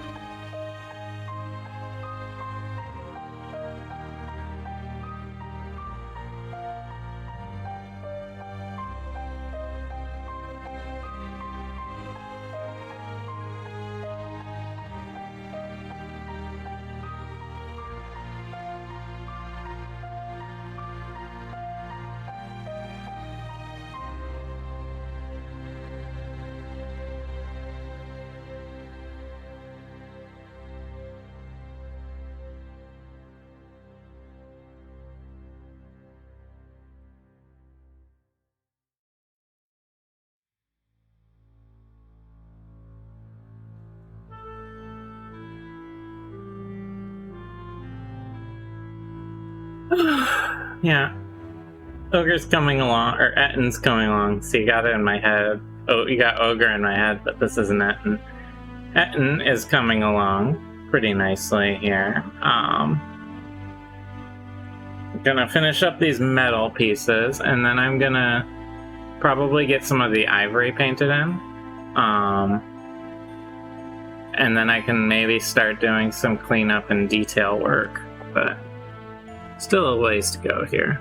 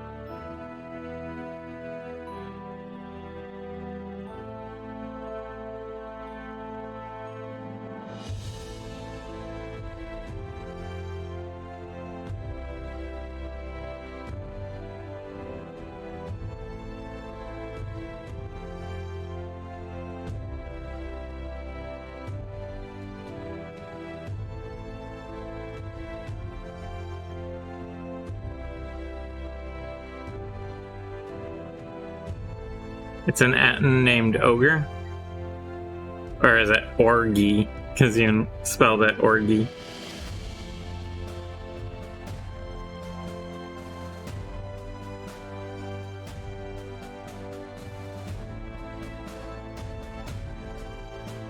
Orgy the Ettin?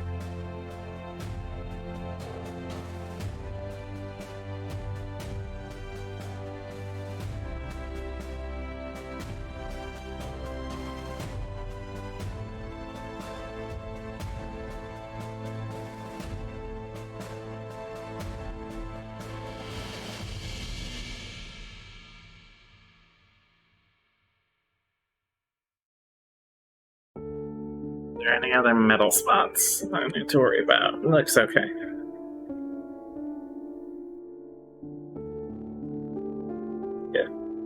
Get this back on the platform. There we go.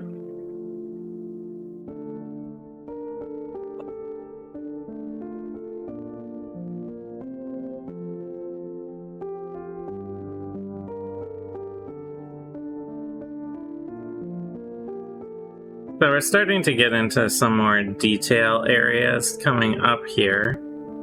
I'm gonna get the ivory out and do some of the pokey bits, the fangs, the horns, that stuff. Get the base coat in on that. There's some claws over on the cloak part here.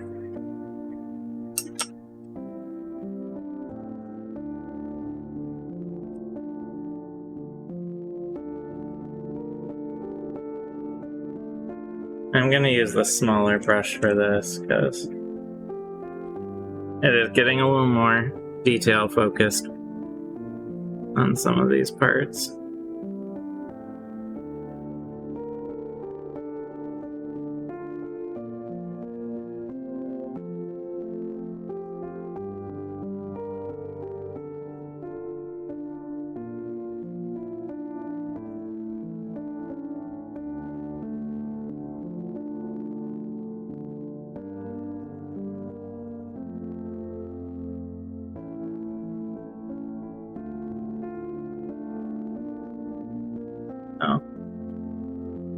Still roughing in, but, you know, we're getting closer.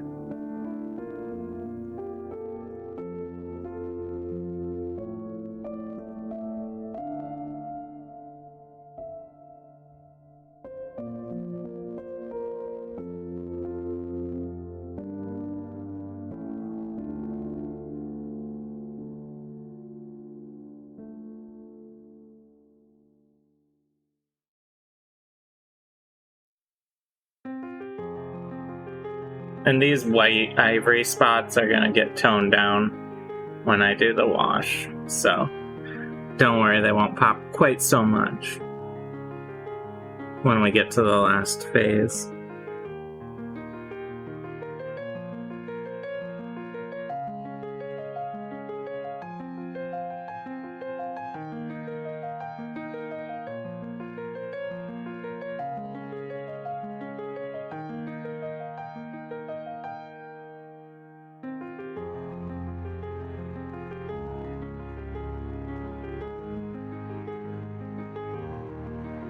I might also do the nails in ivory.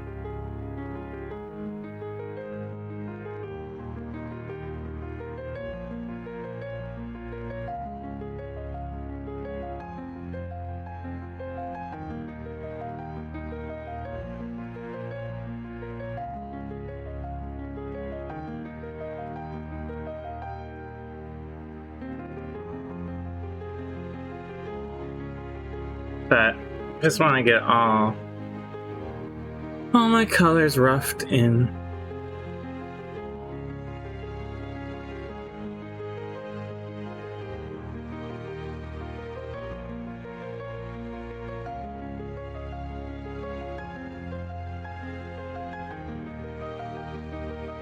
So I can do some detail work later here. So this will also be kind of rough, but they have their little teethers here. Just want to start getting those the right color, even though they're bound to get painted over here and there.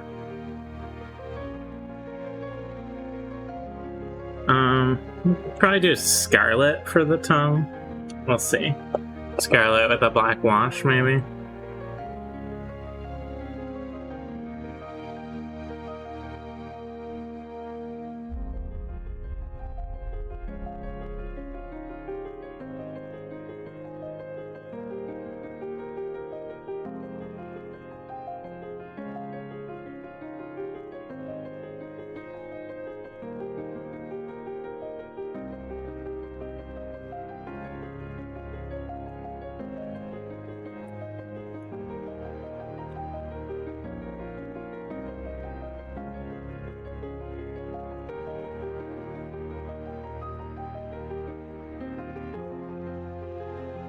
Realize there's a little spot where the metal didn't adhere properly.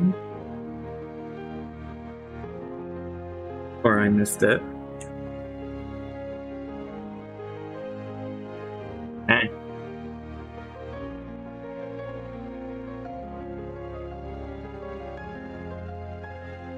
So.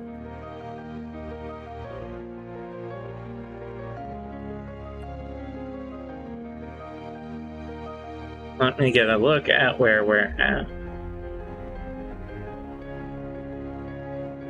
So I need to get this little leather strappy part here painted in still. I'm sort of saving the rock for the end. And I'm looking for spots where I might have missed painting. Okay. So, it's looking pretty good for my base coat rough. I do think that, looking at it, I need, for the wolf head here, there are little fangs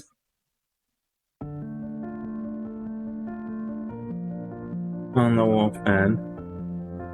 I'm gonna rough those in, just get white in there. And then there'll be some cleanup when I do the detail work.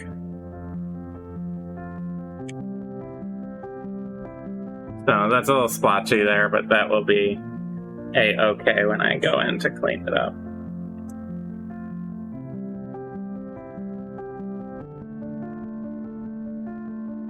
Alright, drink a little coffee.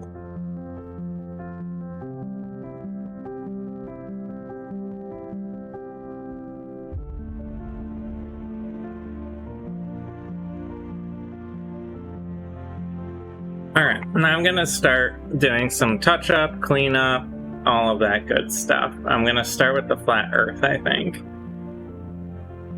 There's gonna be a bit of back and forth that goes on in this as I make adjustments here and there. I'm also going to be switching to my small brush from here on out, probably, until maybe the wash. So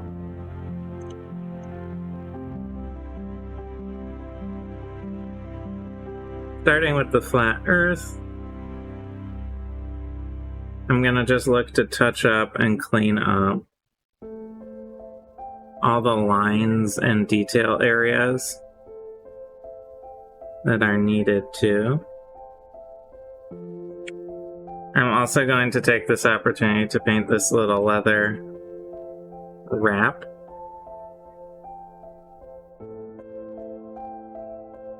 That goes around this crescent hook thing on the belt.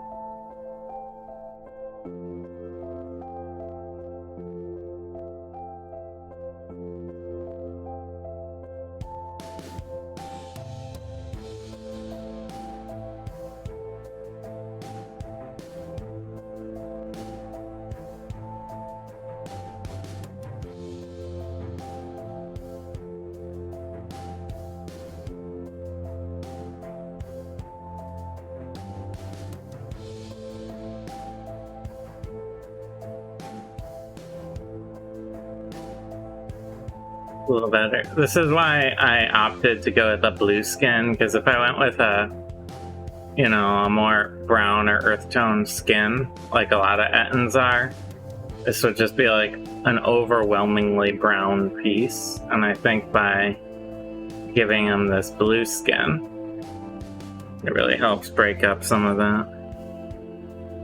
Alright, so I have the flat earth out.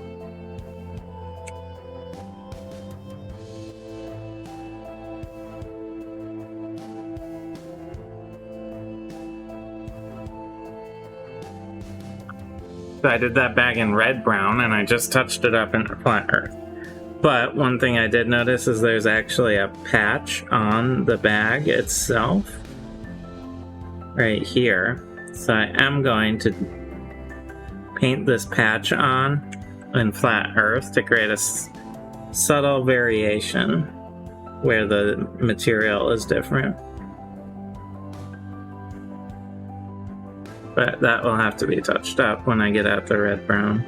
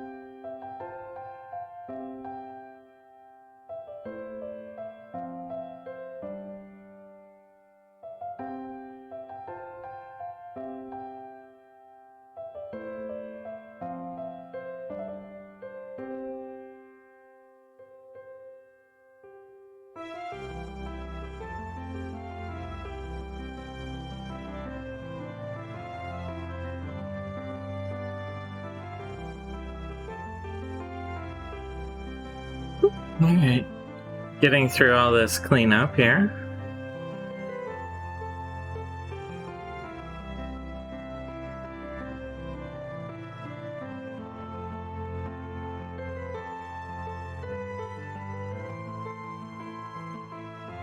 I'm sure I'll come back to that color, but for now, I'm gonna close it up.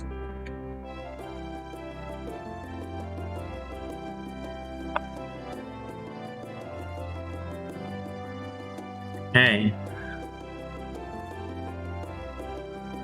The faces are something I'll probably do about the end. I'm leaving them pretty unpainted. And the hair here. I want to get a lot of the other body like all set before I mess with that. I like to get them off my plate, basically.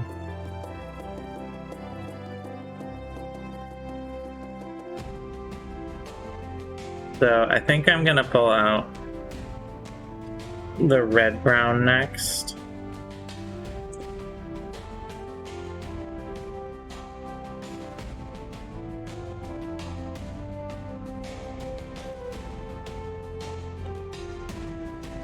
Which is fairly similar to the flat earth, but it's a little darker, a little redder.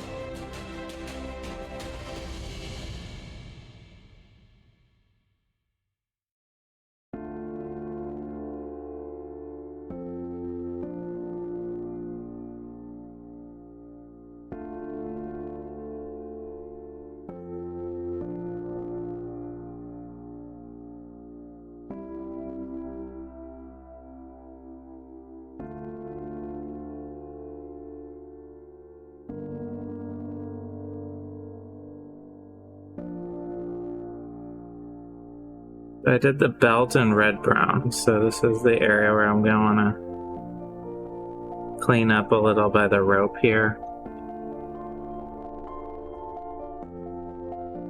Having some focusing issues, so I'm going to move my camera up a little.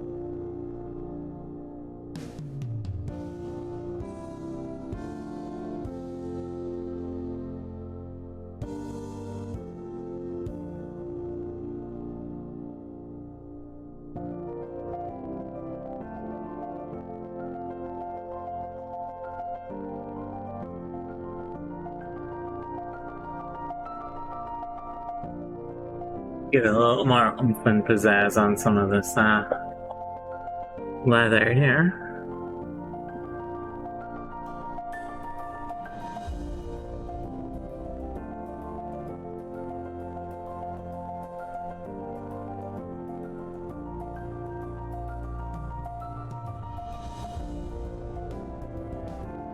Hope to find a little bit more where it's coming in contact with other colors.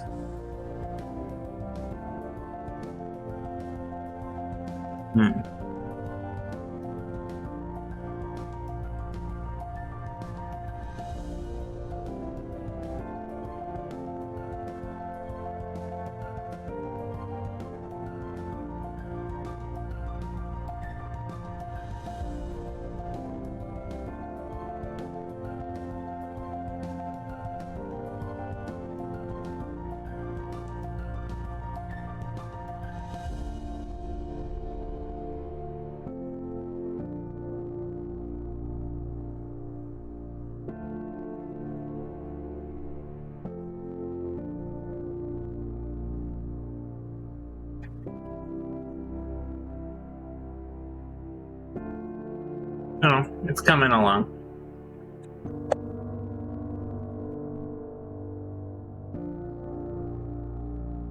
I might actually paint in the hair. This head on this side has some hair, just to get a good visual on it here. I'm just gonna do a black hair for this for simplicity, and maybe a little pop of dark up above where it's mostly leather. Ooh, that jar got a little tight. There we go. Okay. Get my brush nice and clean. Always a good thing to do. Alright, so I'm just gonna rough in here the hair on this head.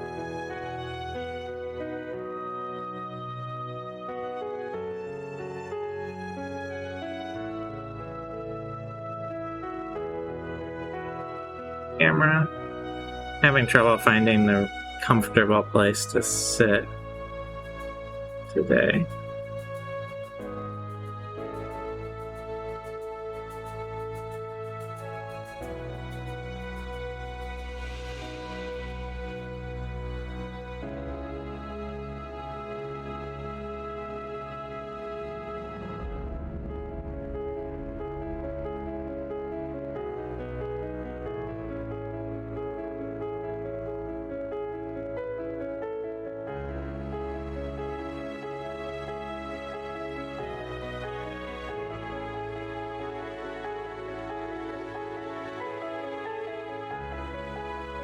So when I do the skin color again, I'll clean up a little bit of this hairline. I just want to get it in for now.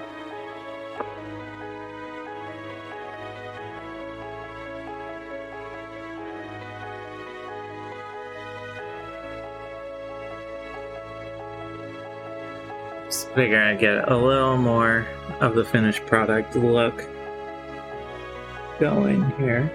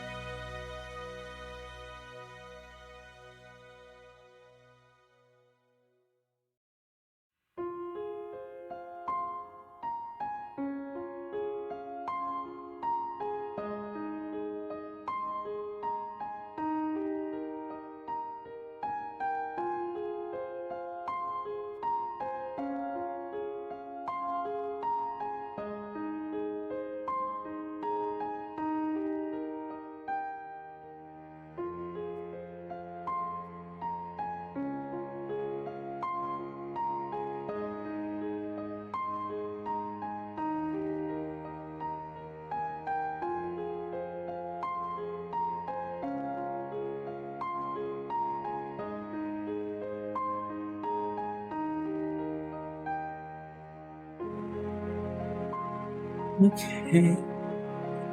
Yeah, I knew that was gonna happen as I reached down through there.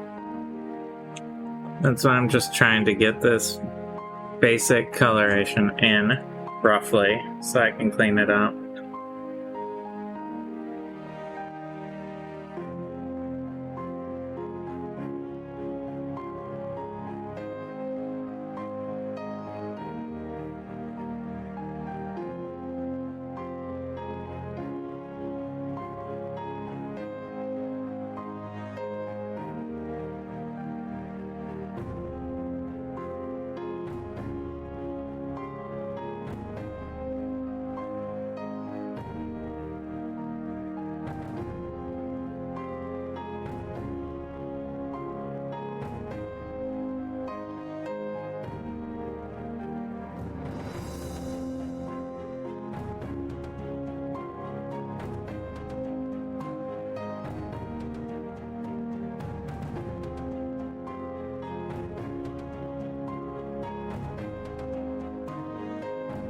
There's a nice, really rough hair put in.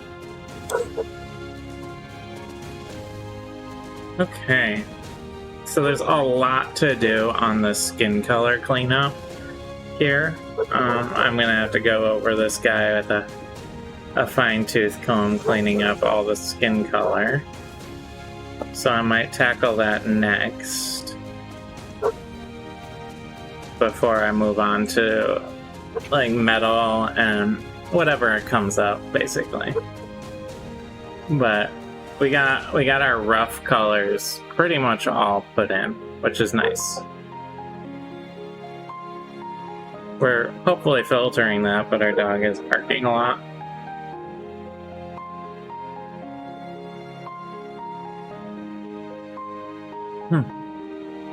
Okay.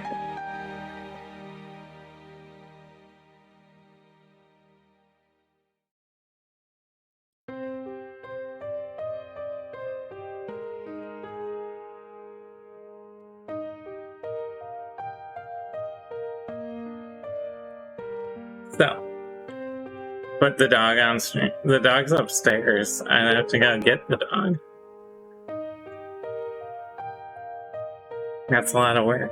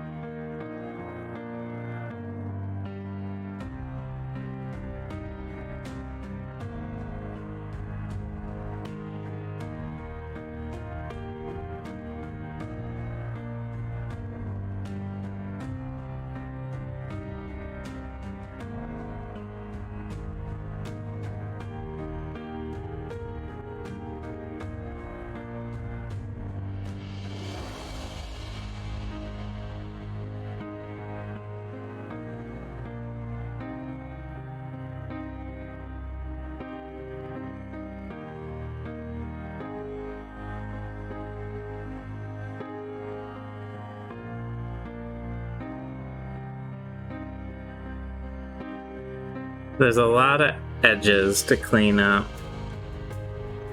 with the skin here. I'm just gonna take my time, do a little bit at a time here.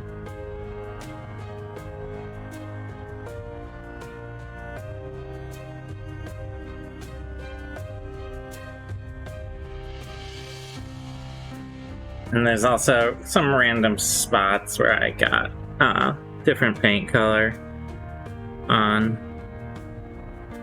where the skin should be.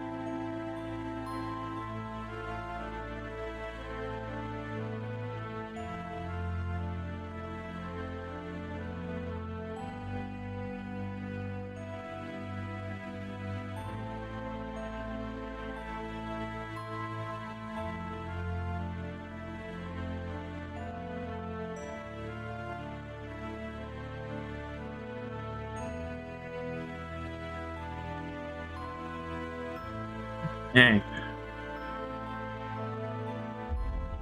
Well, slowly but surely cleaning up this guy, getting him inching ever closer towards the fun part, the wash, where all of these flat colors will really start to sing.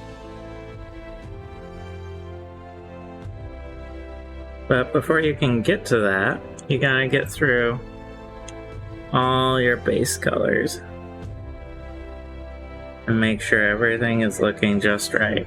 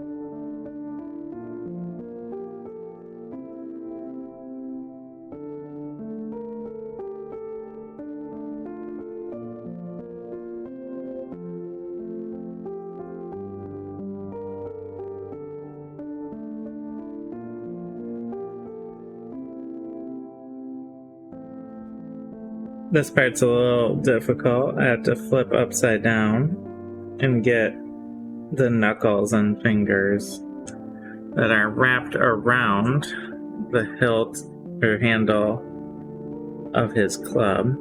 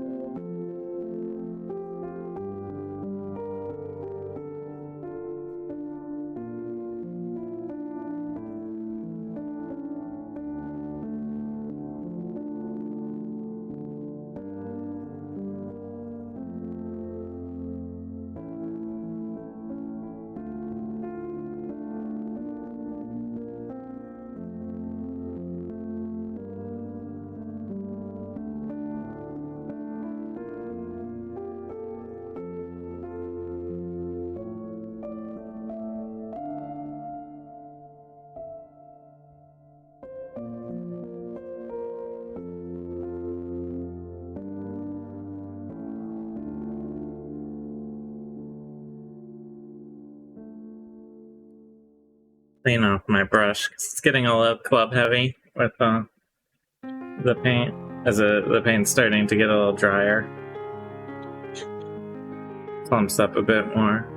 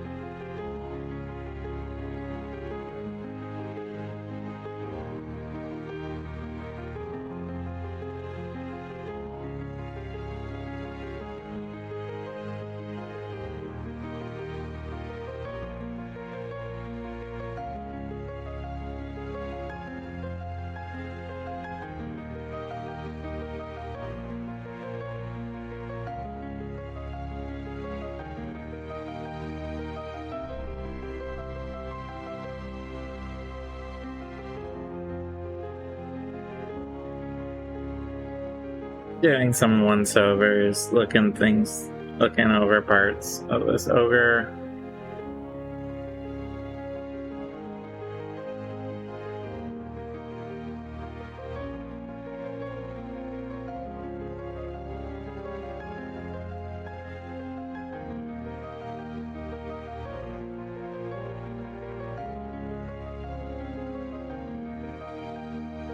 So I think there's a couple color changes. So the more and more I examine this, I think the bald head has like a fur collar, and it's not so much a beard. Just looking it over. So I'm going to make that adjustment, I think, before I get too far anywhere else. And do things like tackling the faces and stuff like that. I still need to clean up on this leather brown here as well. That's going to be part of it, and some of the rope and all that. But we're getting closer. We're inching towards success. See how far we get today. But today for now I'm going to switch to the gray.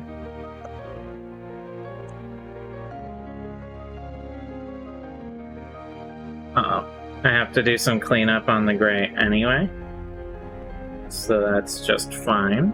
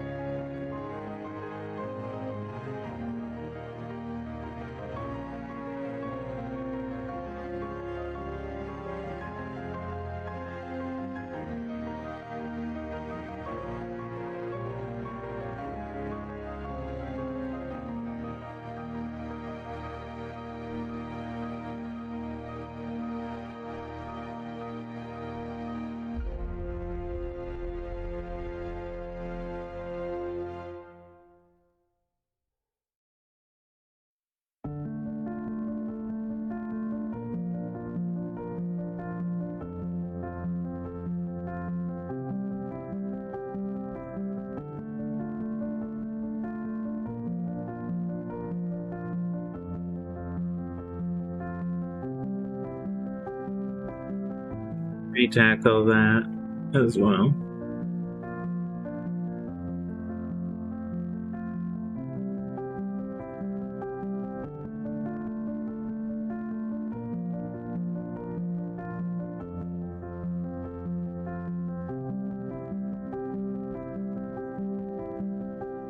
So if you're just watching, we're doing a giveaway on our channel here.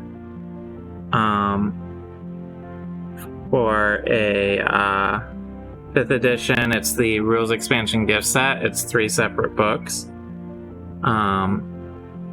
If you want rules for entry, you can check out any of our social media. We have it posted.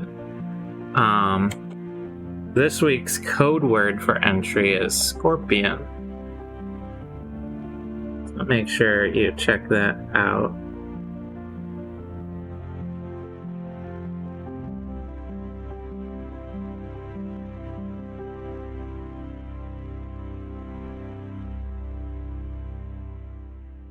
And it's the limited art cover version, so it's here. I actually have it here. Ugh. Rules Expansion gift set, 5th edition, D&D, and the code word is scorpion.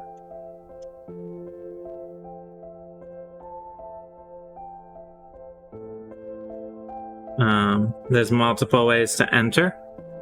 Any of our social media should have it up and posted, so just go check that out. And yeah, good luck.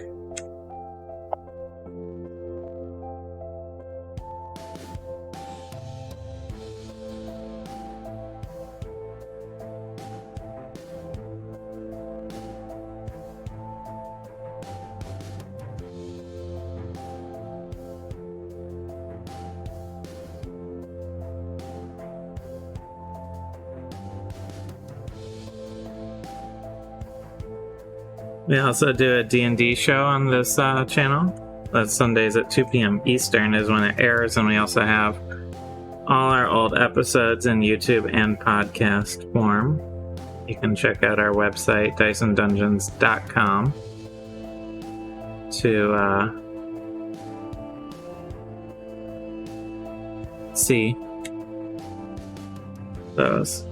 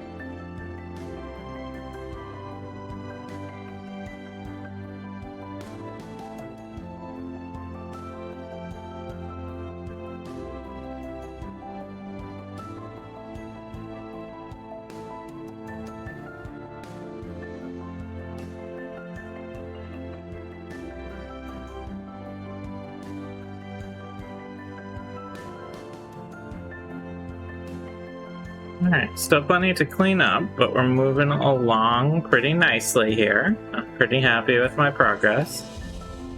And it's what, 12:30?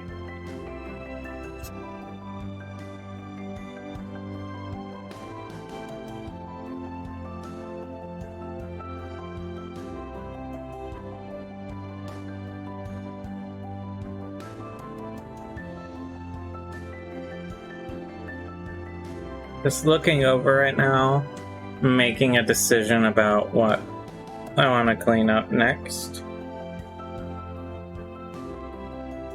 I think the leather brown is at the stage where I'm going to want to clean it up a little.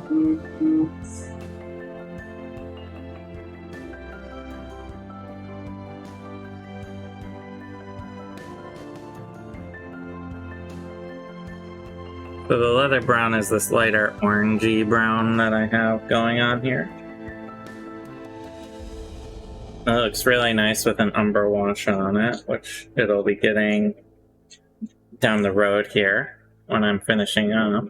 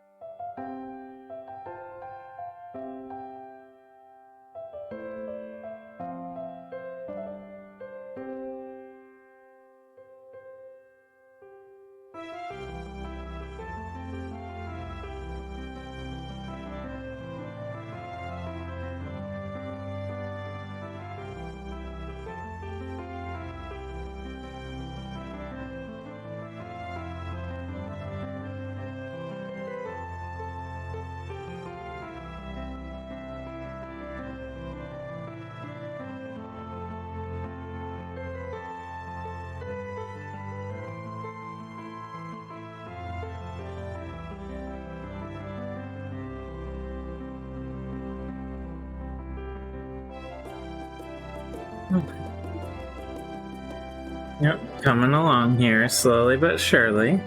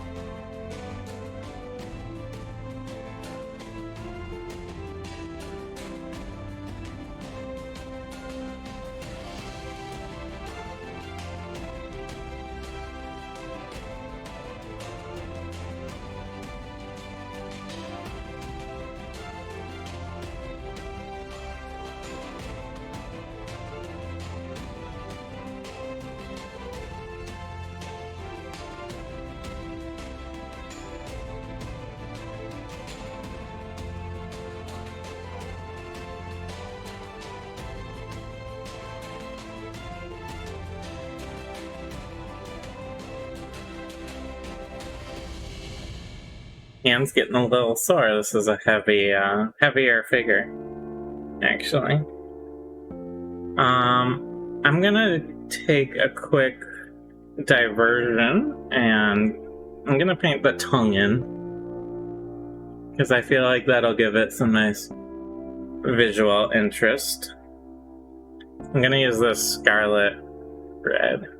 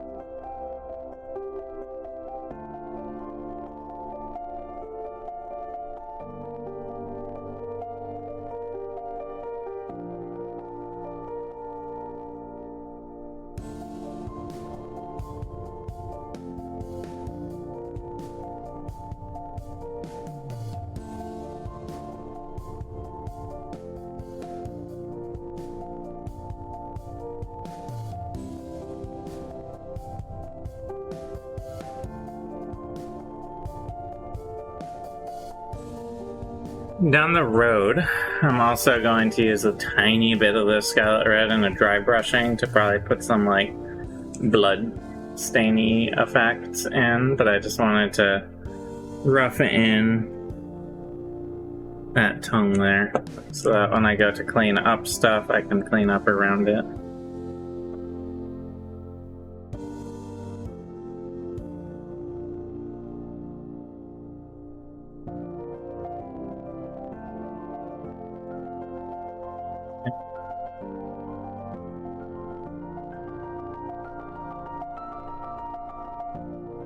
Grab the silver here, not silver, steel, and do a tiny bit of cleaning up.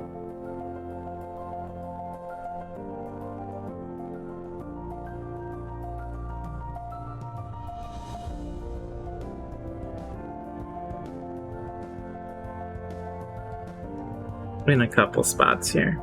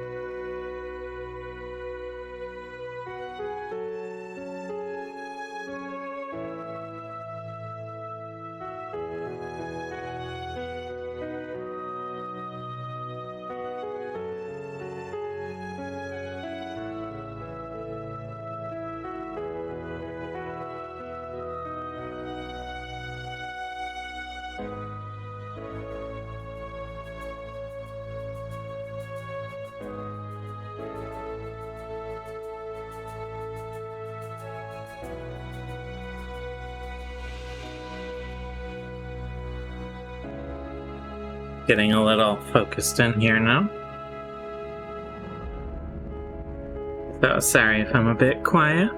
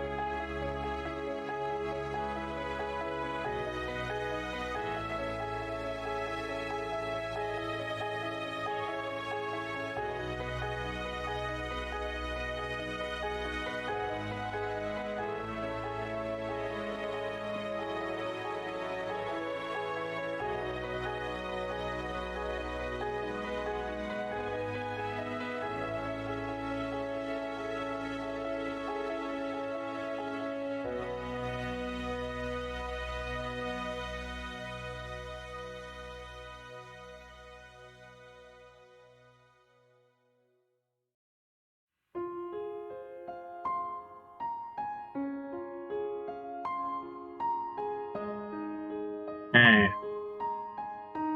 Slowly but surely moving in to where we need to be.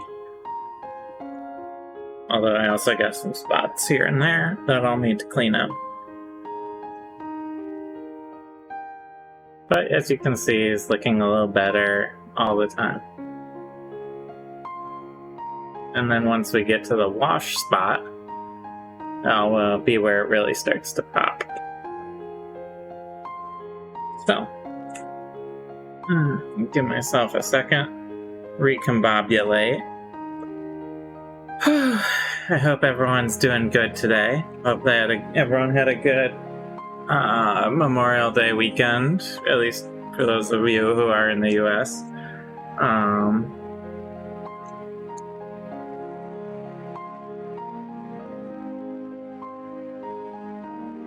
Running a little slow this morning. That's okay. Just got back from a big long trip.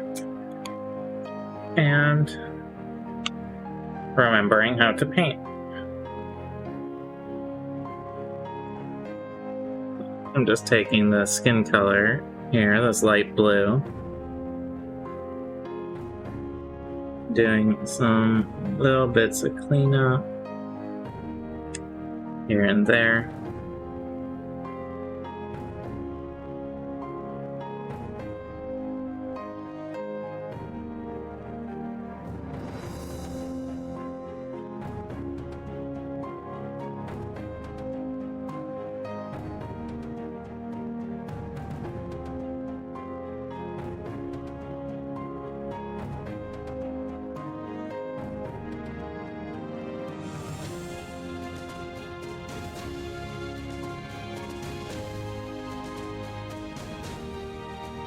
Some fur areas to clean up.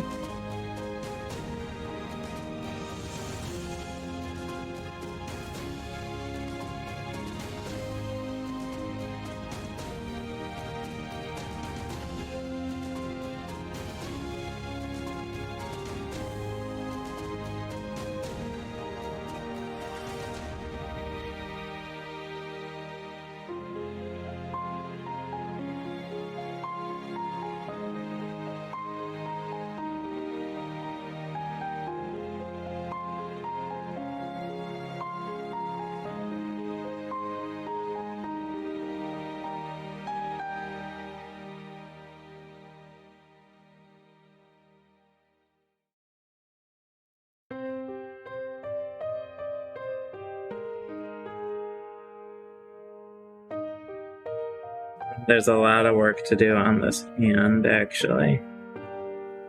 There's a lot going on this hand because of all the chain and everything that's being gripped onto and wrapped around and everything like that. It's actually probably the most complicated part of the whole piece.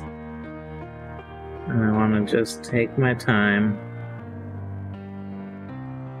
A little bit here and there. It's also not the easiest to reach area.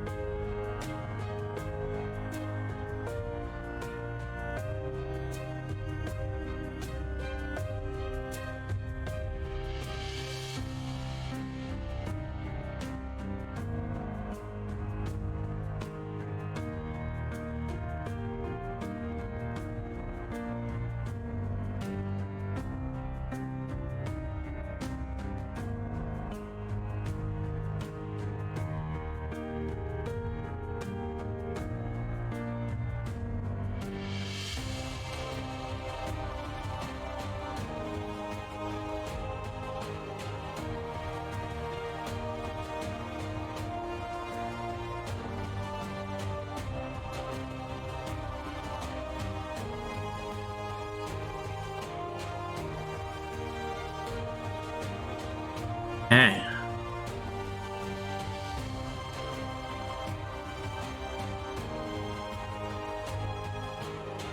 A lot of little bits cleaning up here and there all over this piece.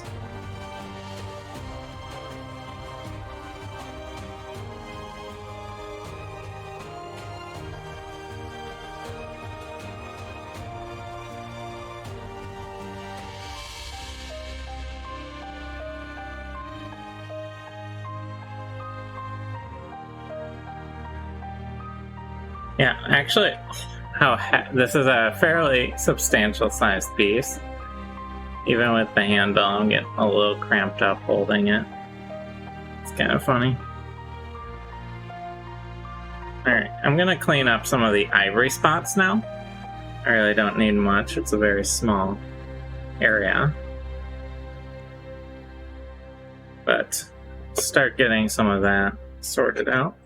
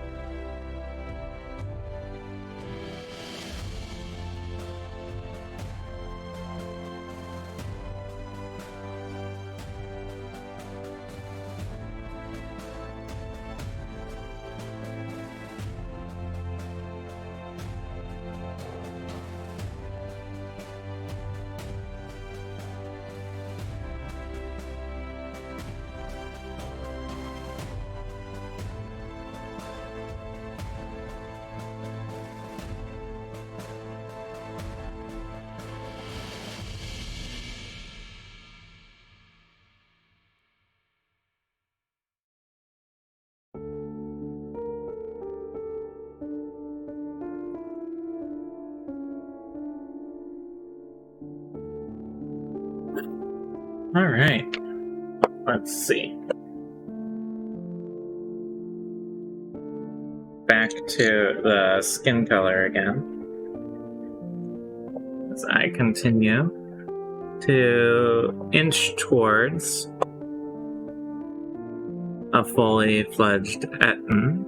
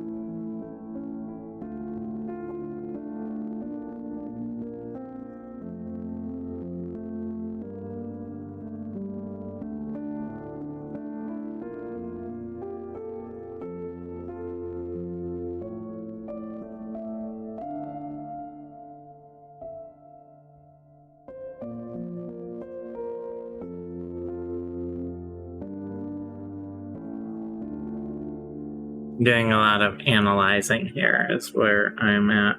And somehow I messed up this whole back leg. There's some of the skin color got on it, which is fun. So I'll have to go in and correct that before I go too crazy with the other stuff. Oh, it's fun to find something like that where you don't know how you messed it up, but it's obvious you did it. But, you know.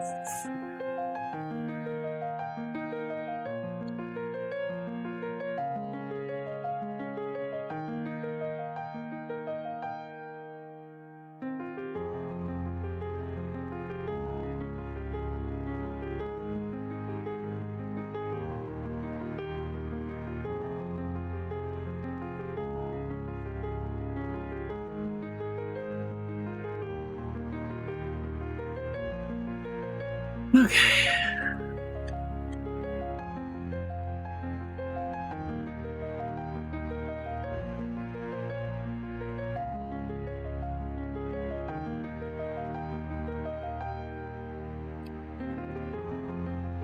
Now back to the red-brown.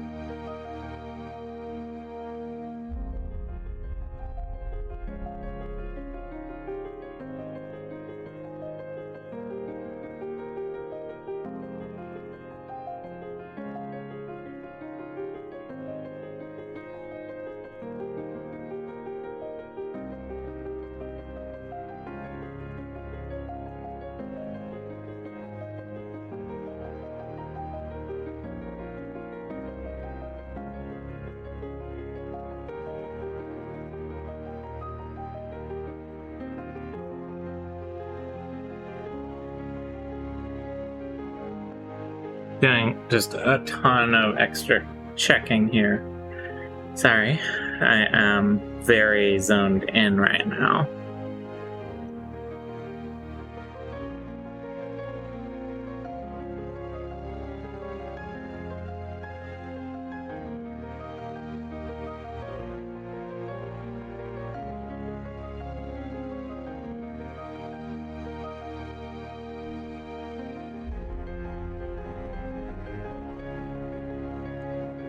Gonna take my flat earth out now.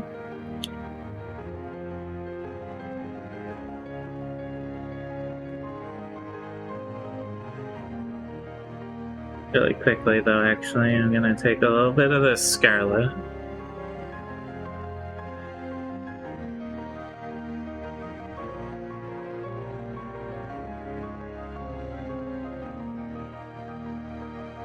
Fix up that tongue a little. Okay. Whew. Now I'm gonna take this flat earth. Make a couple more corrections. This is the nitty gritty we're in right now.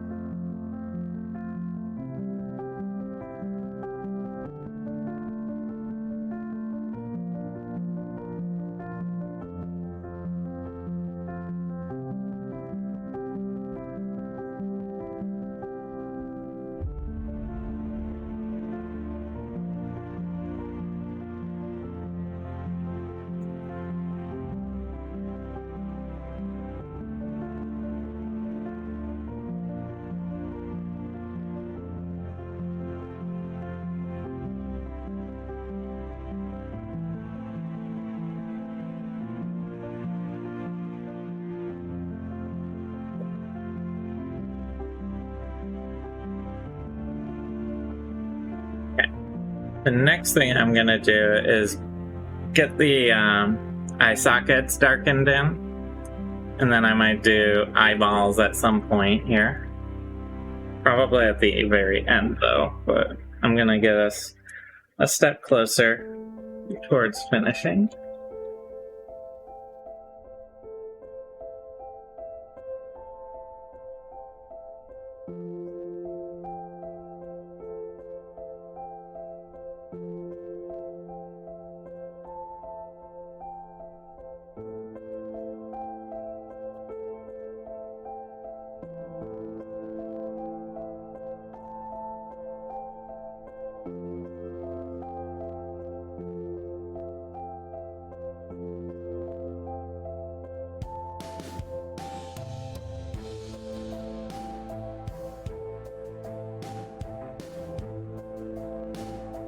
I'm working black or near black into the eye sockets here, and then I'm gonna clear around the sides of them a little with the skin color. So they're gonna look a little blobby right now. This will give me some place to sort of work off of. And then I'm gonna put in, I'm thinking yellow pupils.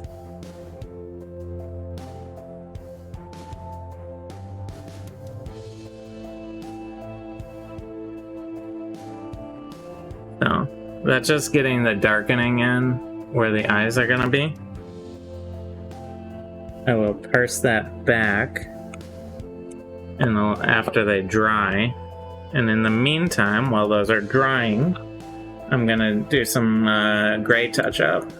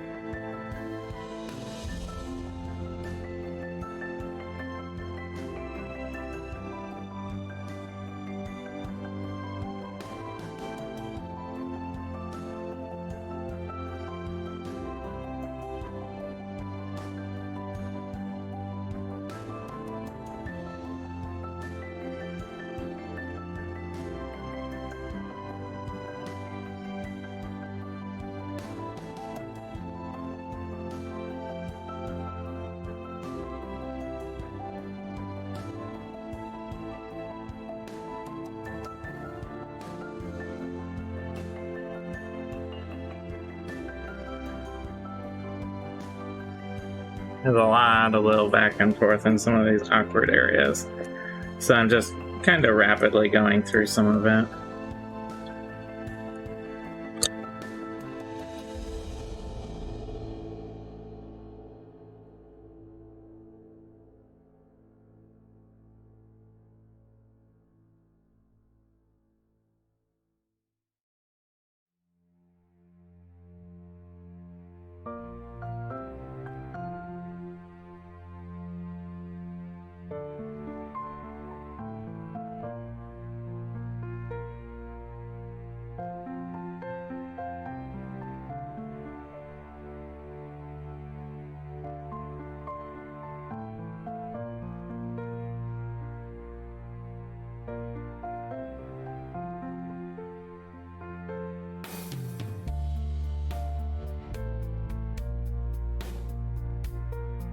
Hey, back to the skin color now, as we will clean up around the eye sockets next.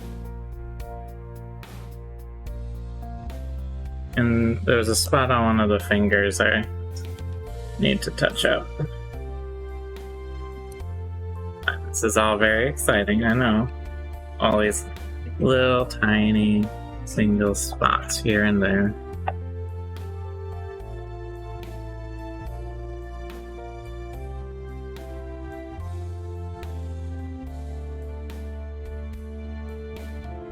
Okay, now for these eyes, now that I have the black socket in, I just want to clean up the edges a bit and sort of build in.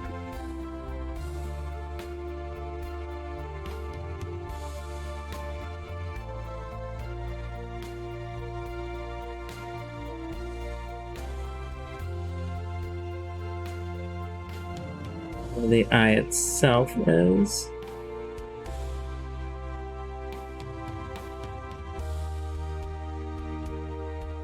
Very gently here.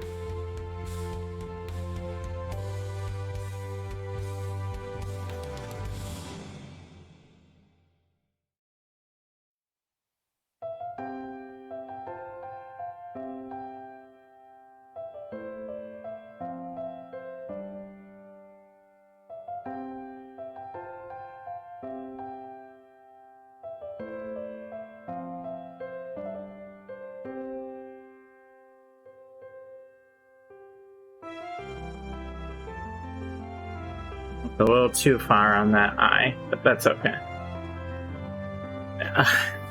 No, the puppy's upstairs. I think she went to bed.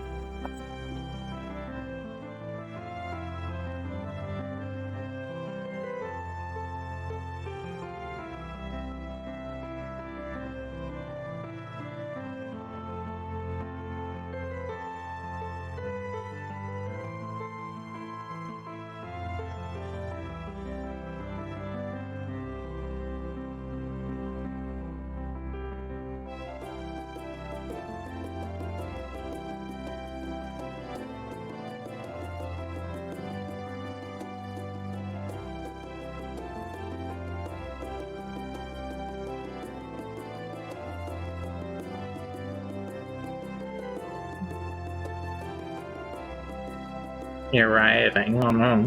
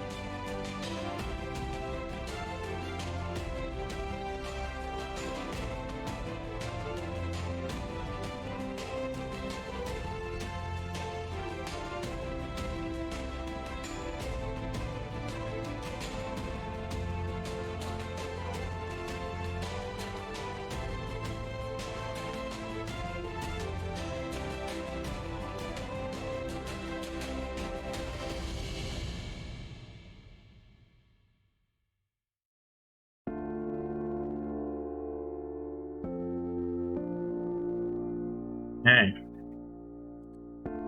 I'm gonna seal this up and take a second to look over the whole miniature. Make sure there's no glaring issues. I haven't touched this rock down here, by the way.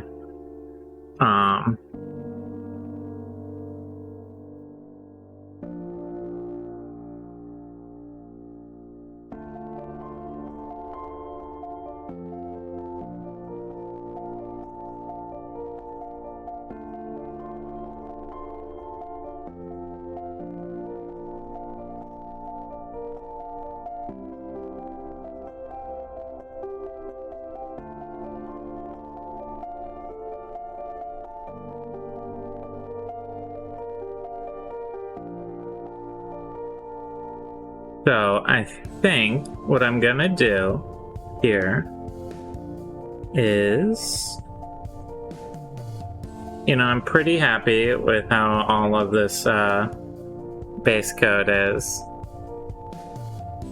I'm gonna take a quick break, stretch a little, and then maybe we'll finish up the Ettin today.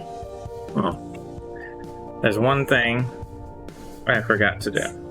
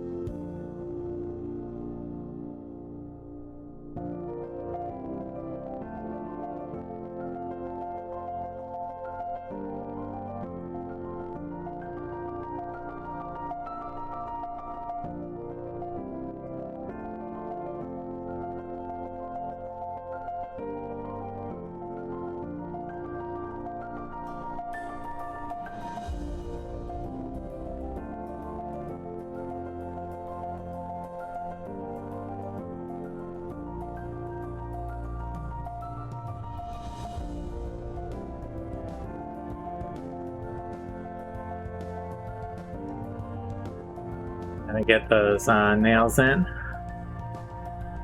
The other hand is pretty tightly wrapped, so we'll see how this goes.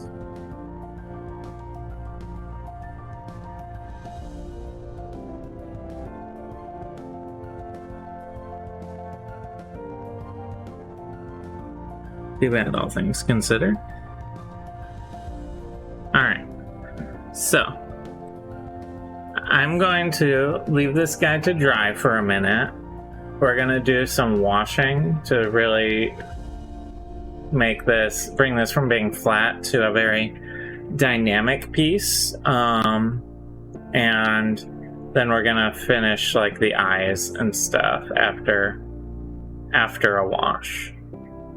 So I'm gonna go take a quick break, let this dry. I will be right back. Please stick around. And we will see the finished product hopefully by the end of the day here. All right, be right back.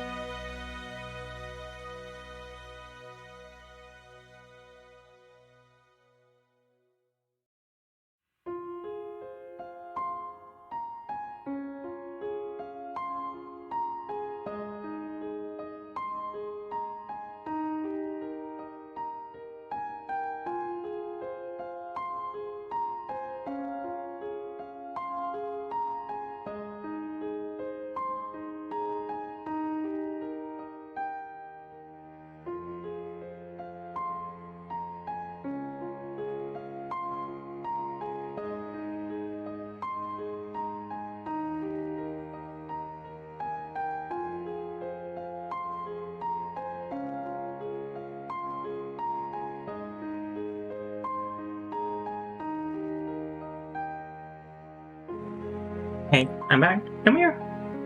People wanted the dog, so. Hello? Hello? Oh. Here's some puppy. Whoop.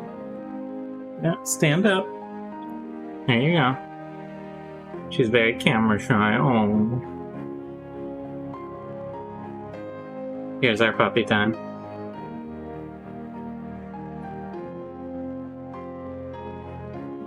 Good job. Sophie, come on. I'm gonna send you back upstairs. I'll be right back.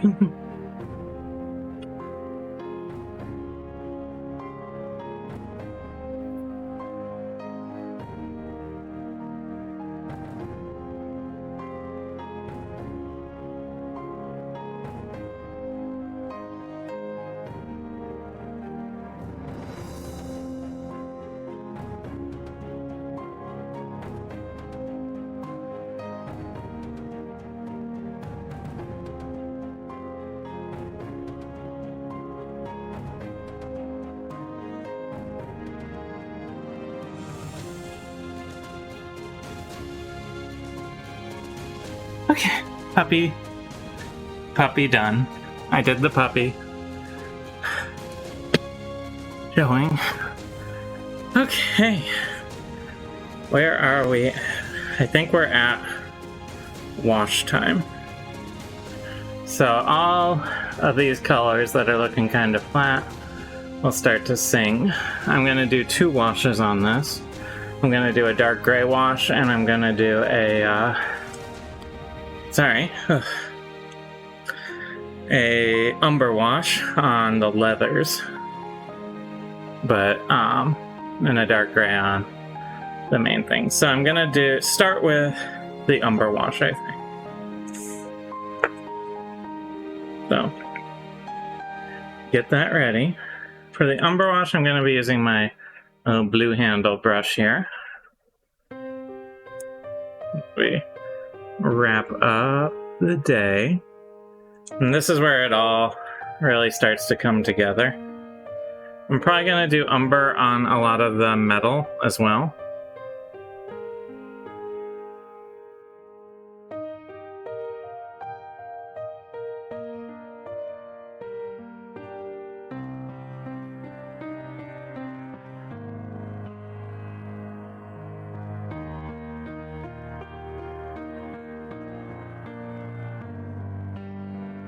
Well, that might not show on this steel as well as if it was on silver.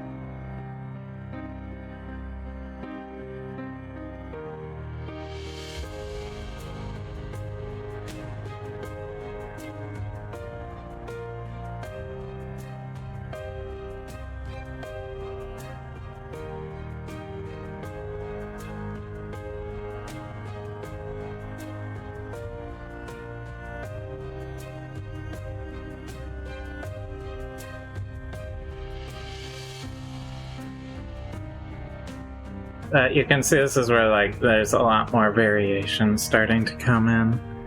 It's where it gets really nice looking.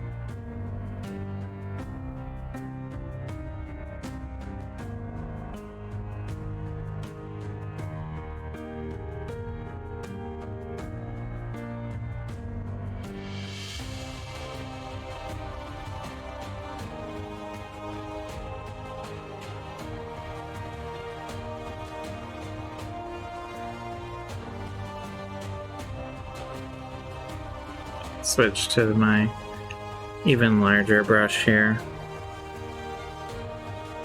to get all this in.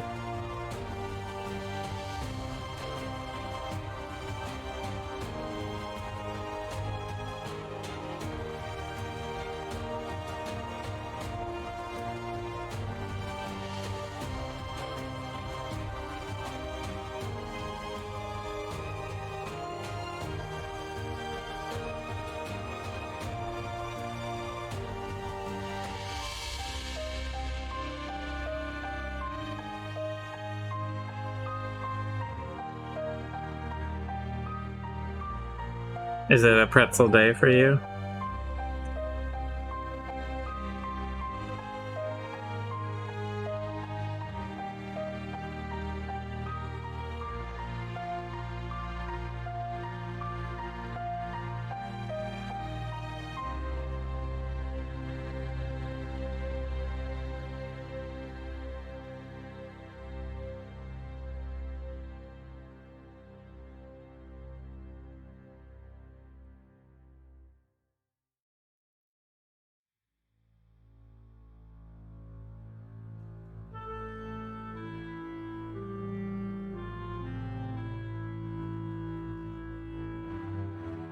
Okay, some good variation now on this loincloth.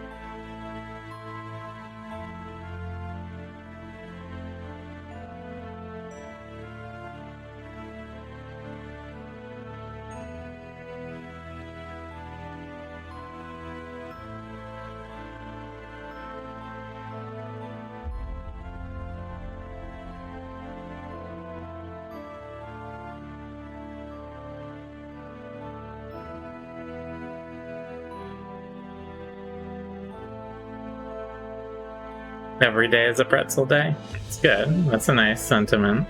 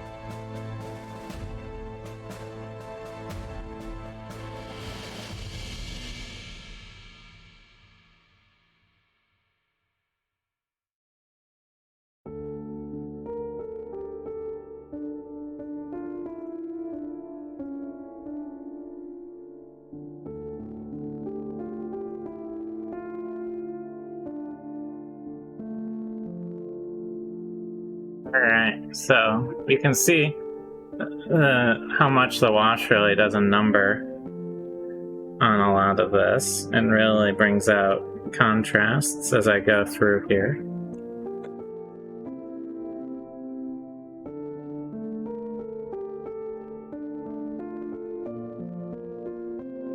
A little bit at a time. Do-ba-do-do.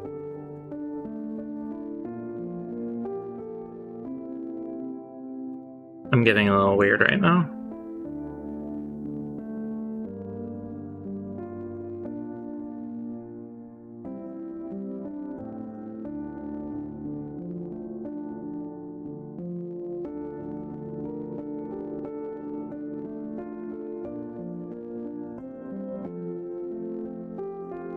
Alright, so that's the bulk of the umber wash that's going on this Ettin.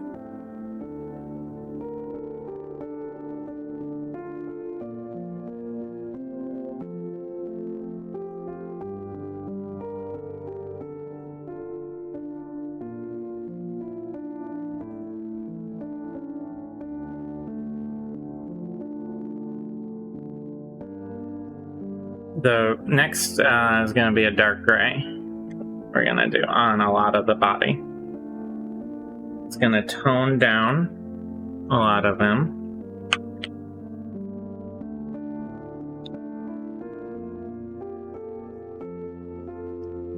And show off a lot of the darker creases and all that.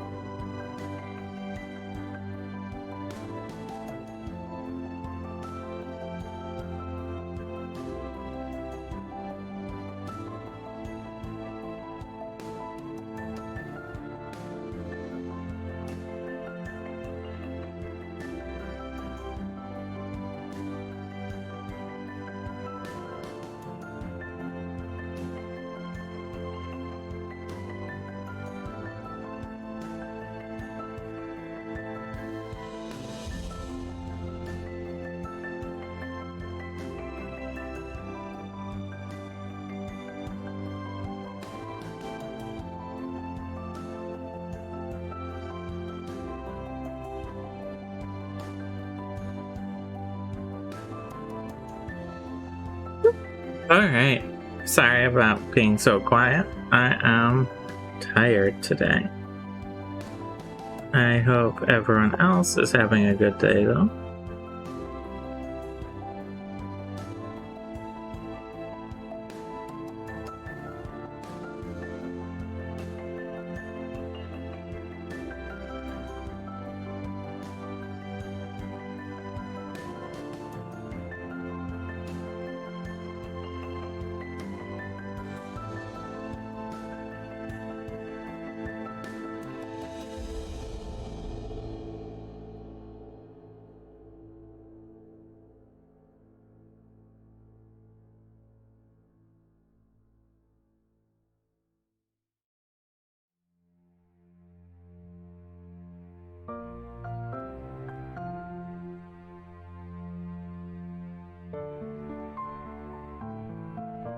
As you can see, as it dries, it starts to tone back up a little.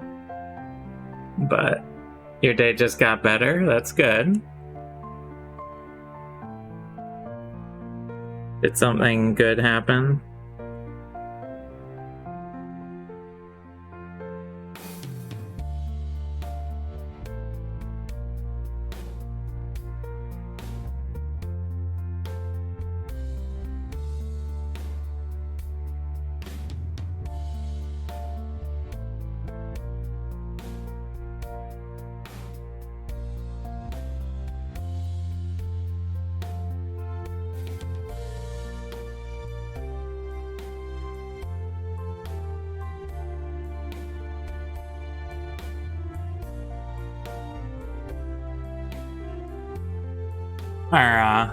Our bot didn't like. There you go. That's fine. There we go. Nice, they announced another season. Finally, that took them long enough.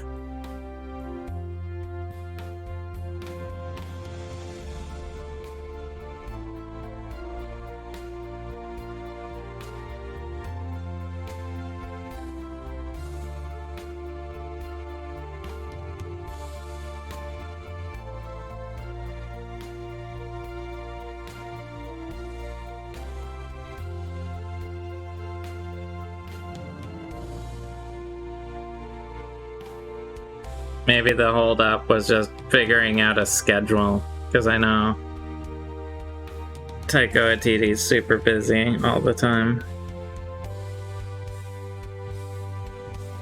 Oh, yeah, I could have held it for Pride Month. That might be true. I could see that. Given that they're announcing it the first day of Pride.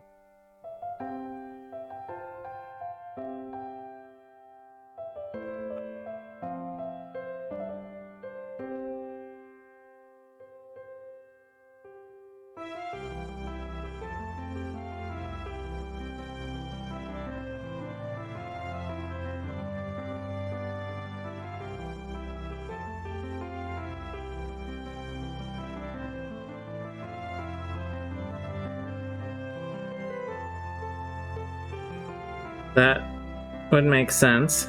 Seems like a plausible conspiracy theory. Right?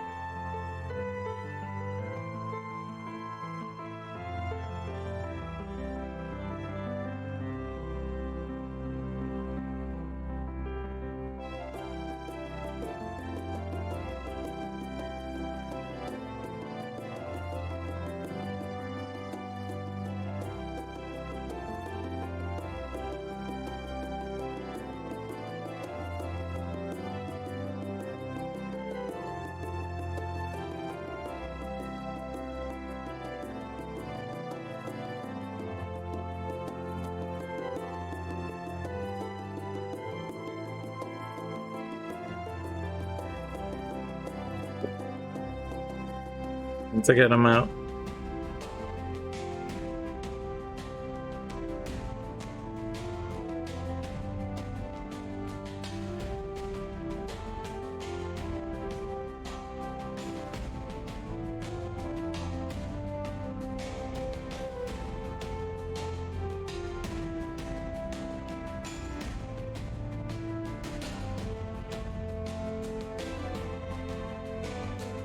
So you can see the Ettin is coming along. Cool. I'll probably rate them.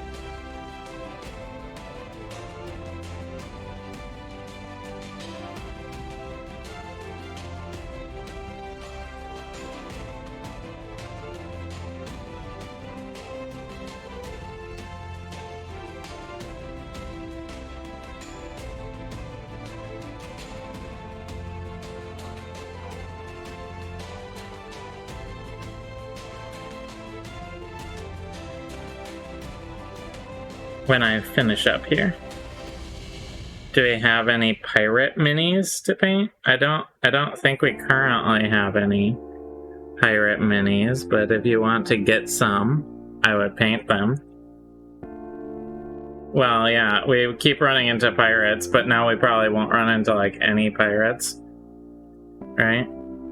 Because as soon as you paint something, you just stop finding that thing. I feel like that is how it usually goes.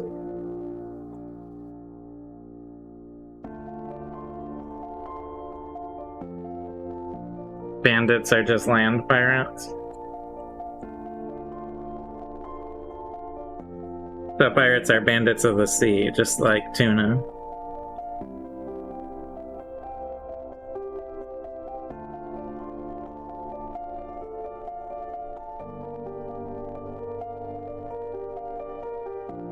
I think we did have that conversation with the captain, yeah.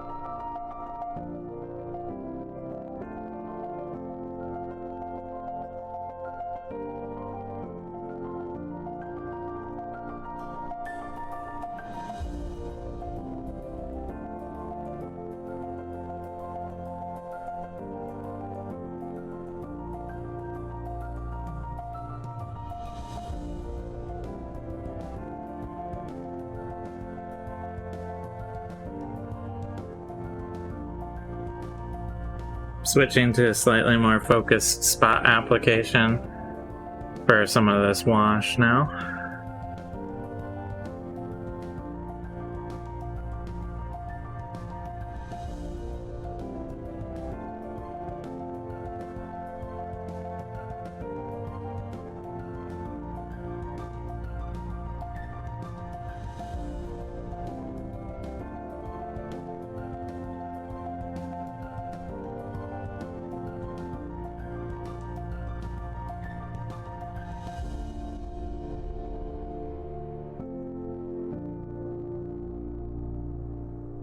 So, what do you think of the Ettin so far? The heads here are gonna need to dry. I'm gonna do a slight amount of highlighting on them on a few spots and then do the eyes still. But I feel like it's starting to look like something. Yeah, maybe. Yeah, I still have a little bit to do here, but do check out our giveaway on social media. We have a kitten who showed up.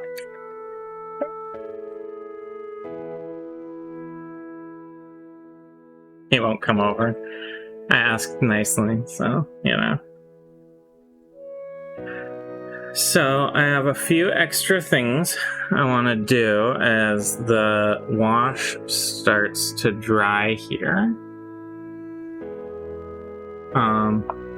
One is the eyeballs on the pupils on the eyes.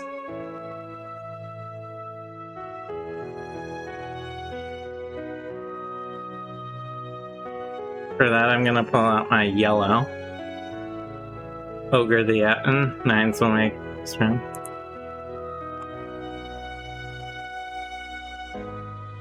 Star of 1 kitten. 1 Tabaxi God.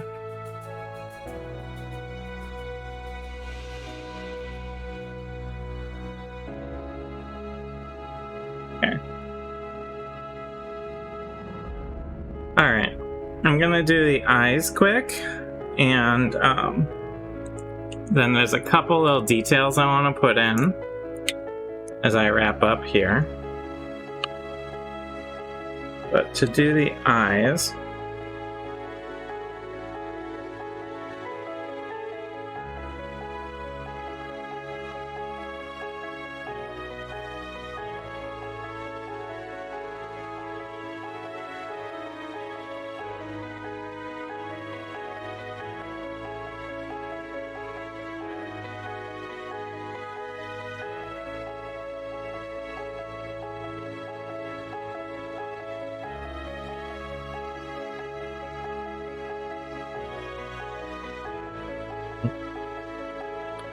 I have a cat rubbing against me as I'm trying to do little detailed eye pieces here.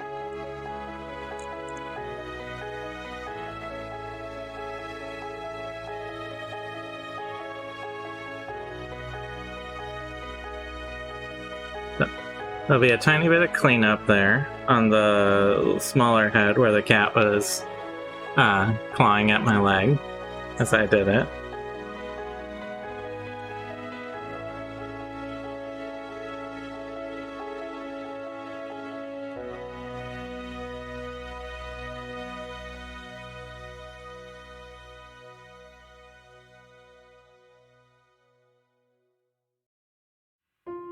And I want to do a little facial highlighting anyway here.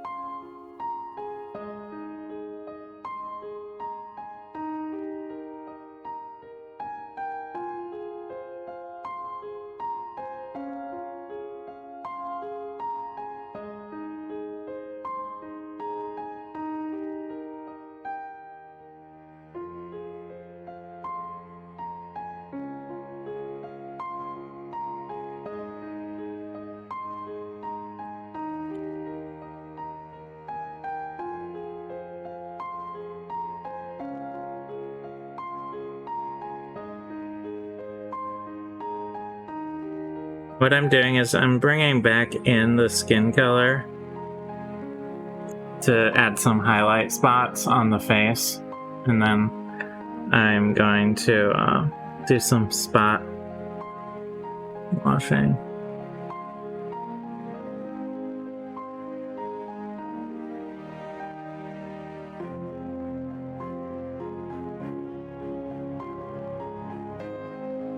On those highlight spots.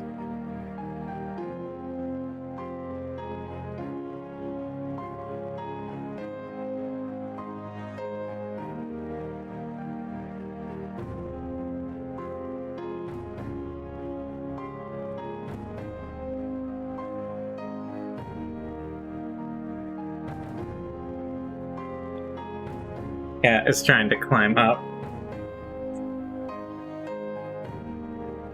Okay, here you are. You want to be on the screen. Alright, I understand. This is the difficulties of painting with cats.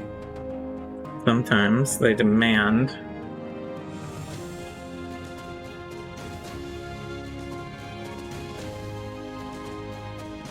come on, I'm almost done, and then I'll play with you all you want. He's like, I'm ready to settle in.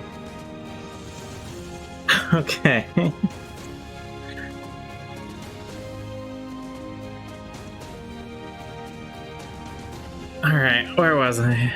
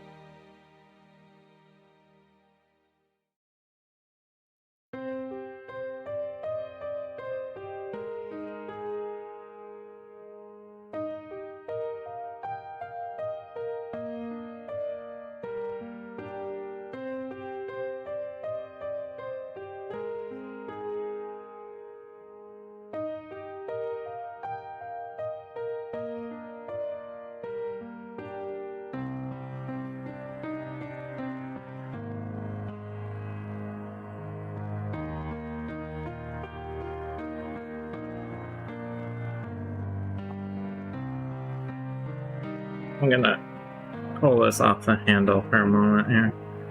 Just hold it by the stone that I haven't painted yet.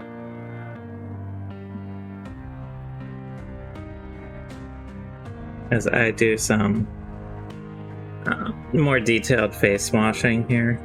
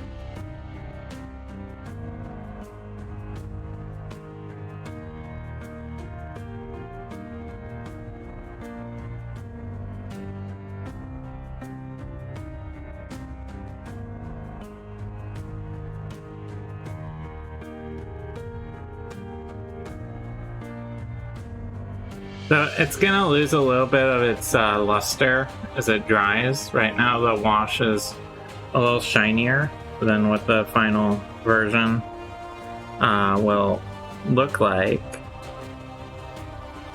But I think we're almost there.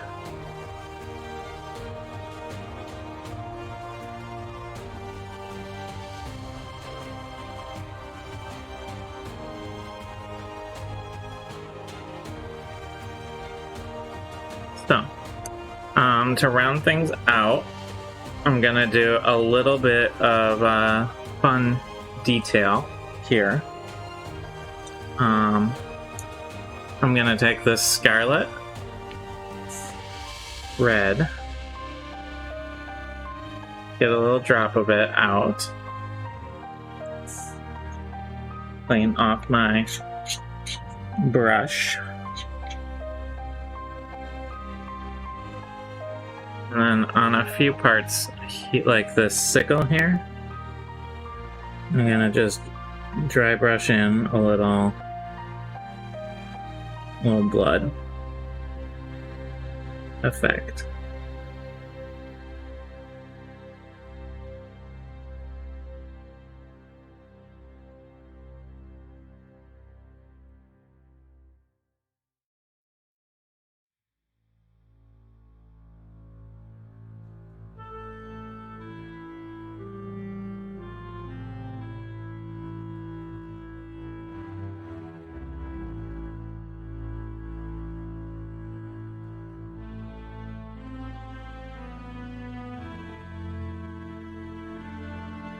Give it a little more of a dangerous vibe here.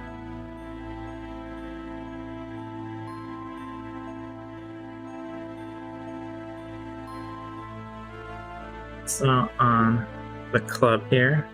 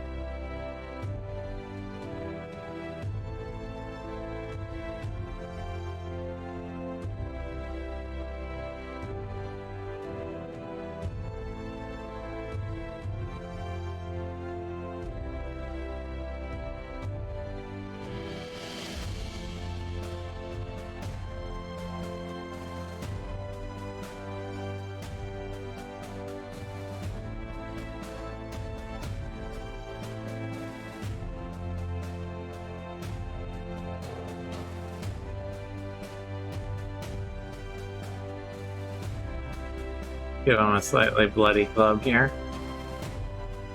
Okay, so the only spot left, honestly, is the rock he's standing on. I'll probably be wrapping up here, but I'm gonna at least get around the foot so that I don't have to worry about that later.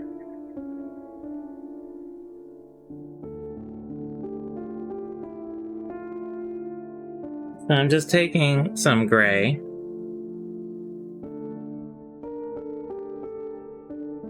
and running it up around the foot of this Ettin.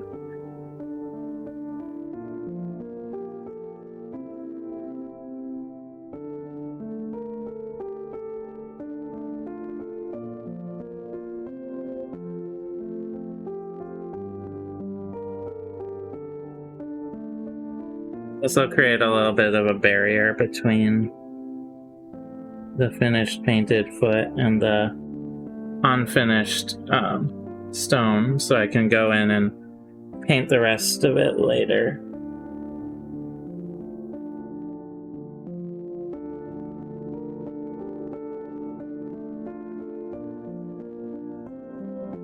Alright, so that'll be a later project. We're gonna wrap up here.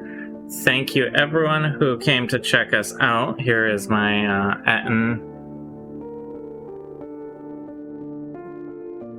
It'll lighten up a little bit as he dries. And I'll take better pictures. This camera's not the best.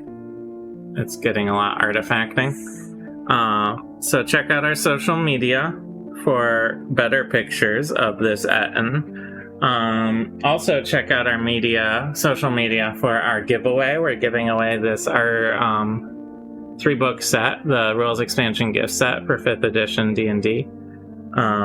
This is the limited art version. And all the ways you can enter are on our social media. The code word for this week is Scorpion. I gave that out earlier.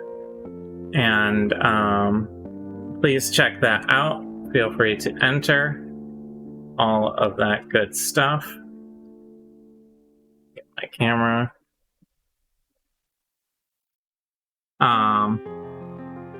Yeah, please check that out. After I wrap up here, we're going to be rating one of our friends. They make amazing art, and they're really cool. They are streaming right now, so keep an eye out. And we'll be back Friday with more painting. It'll be my dad's turn to paint. But this guy should be finished up, and we'll put up some pictures in better quality than what I'm getting right now. So, yeah. Thanks for watching, everyone, and stick around Yeah. All right, bye.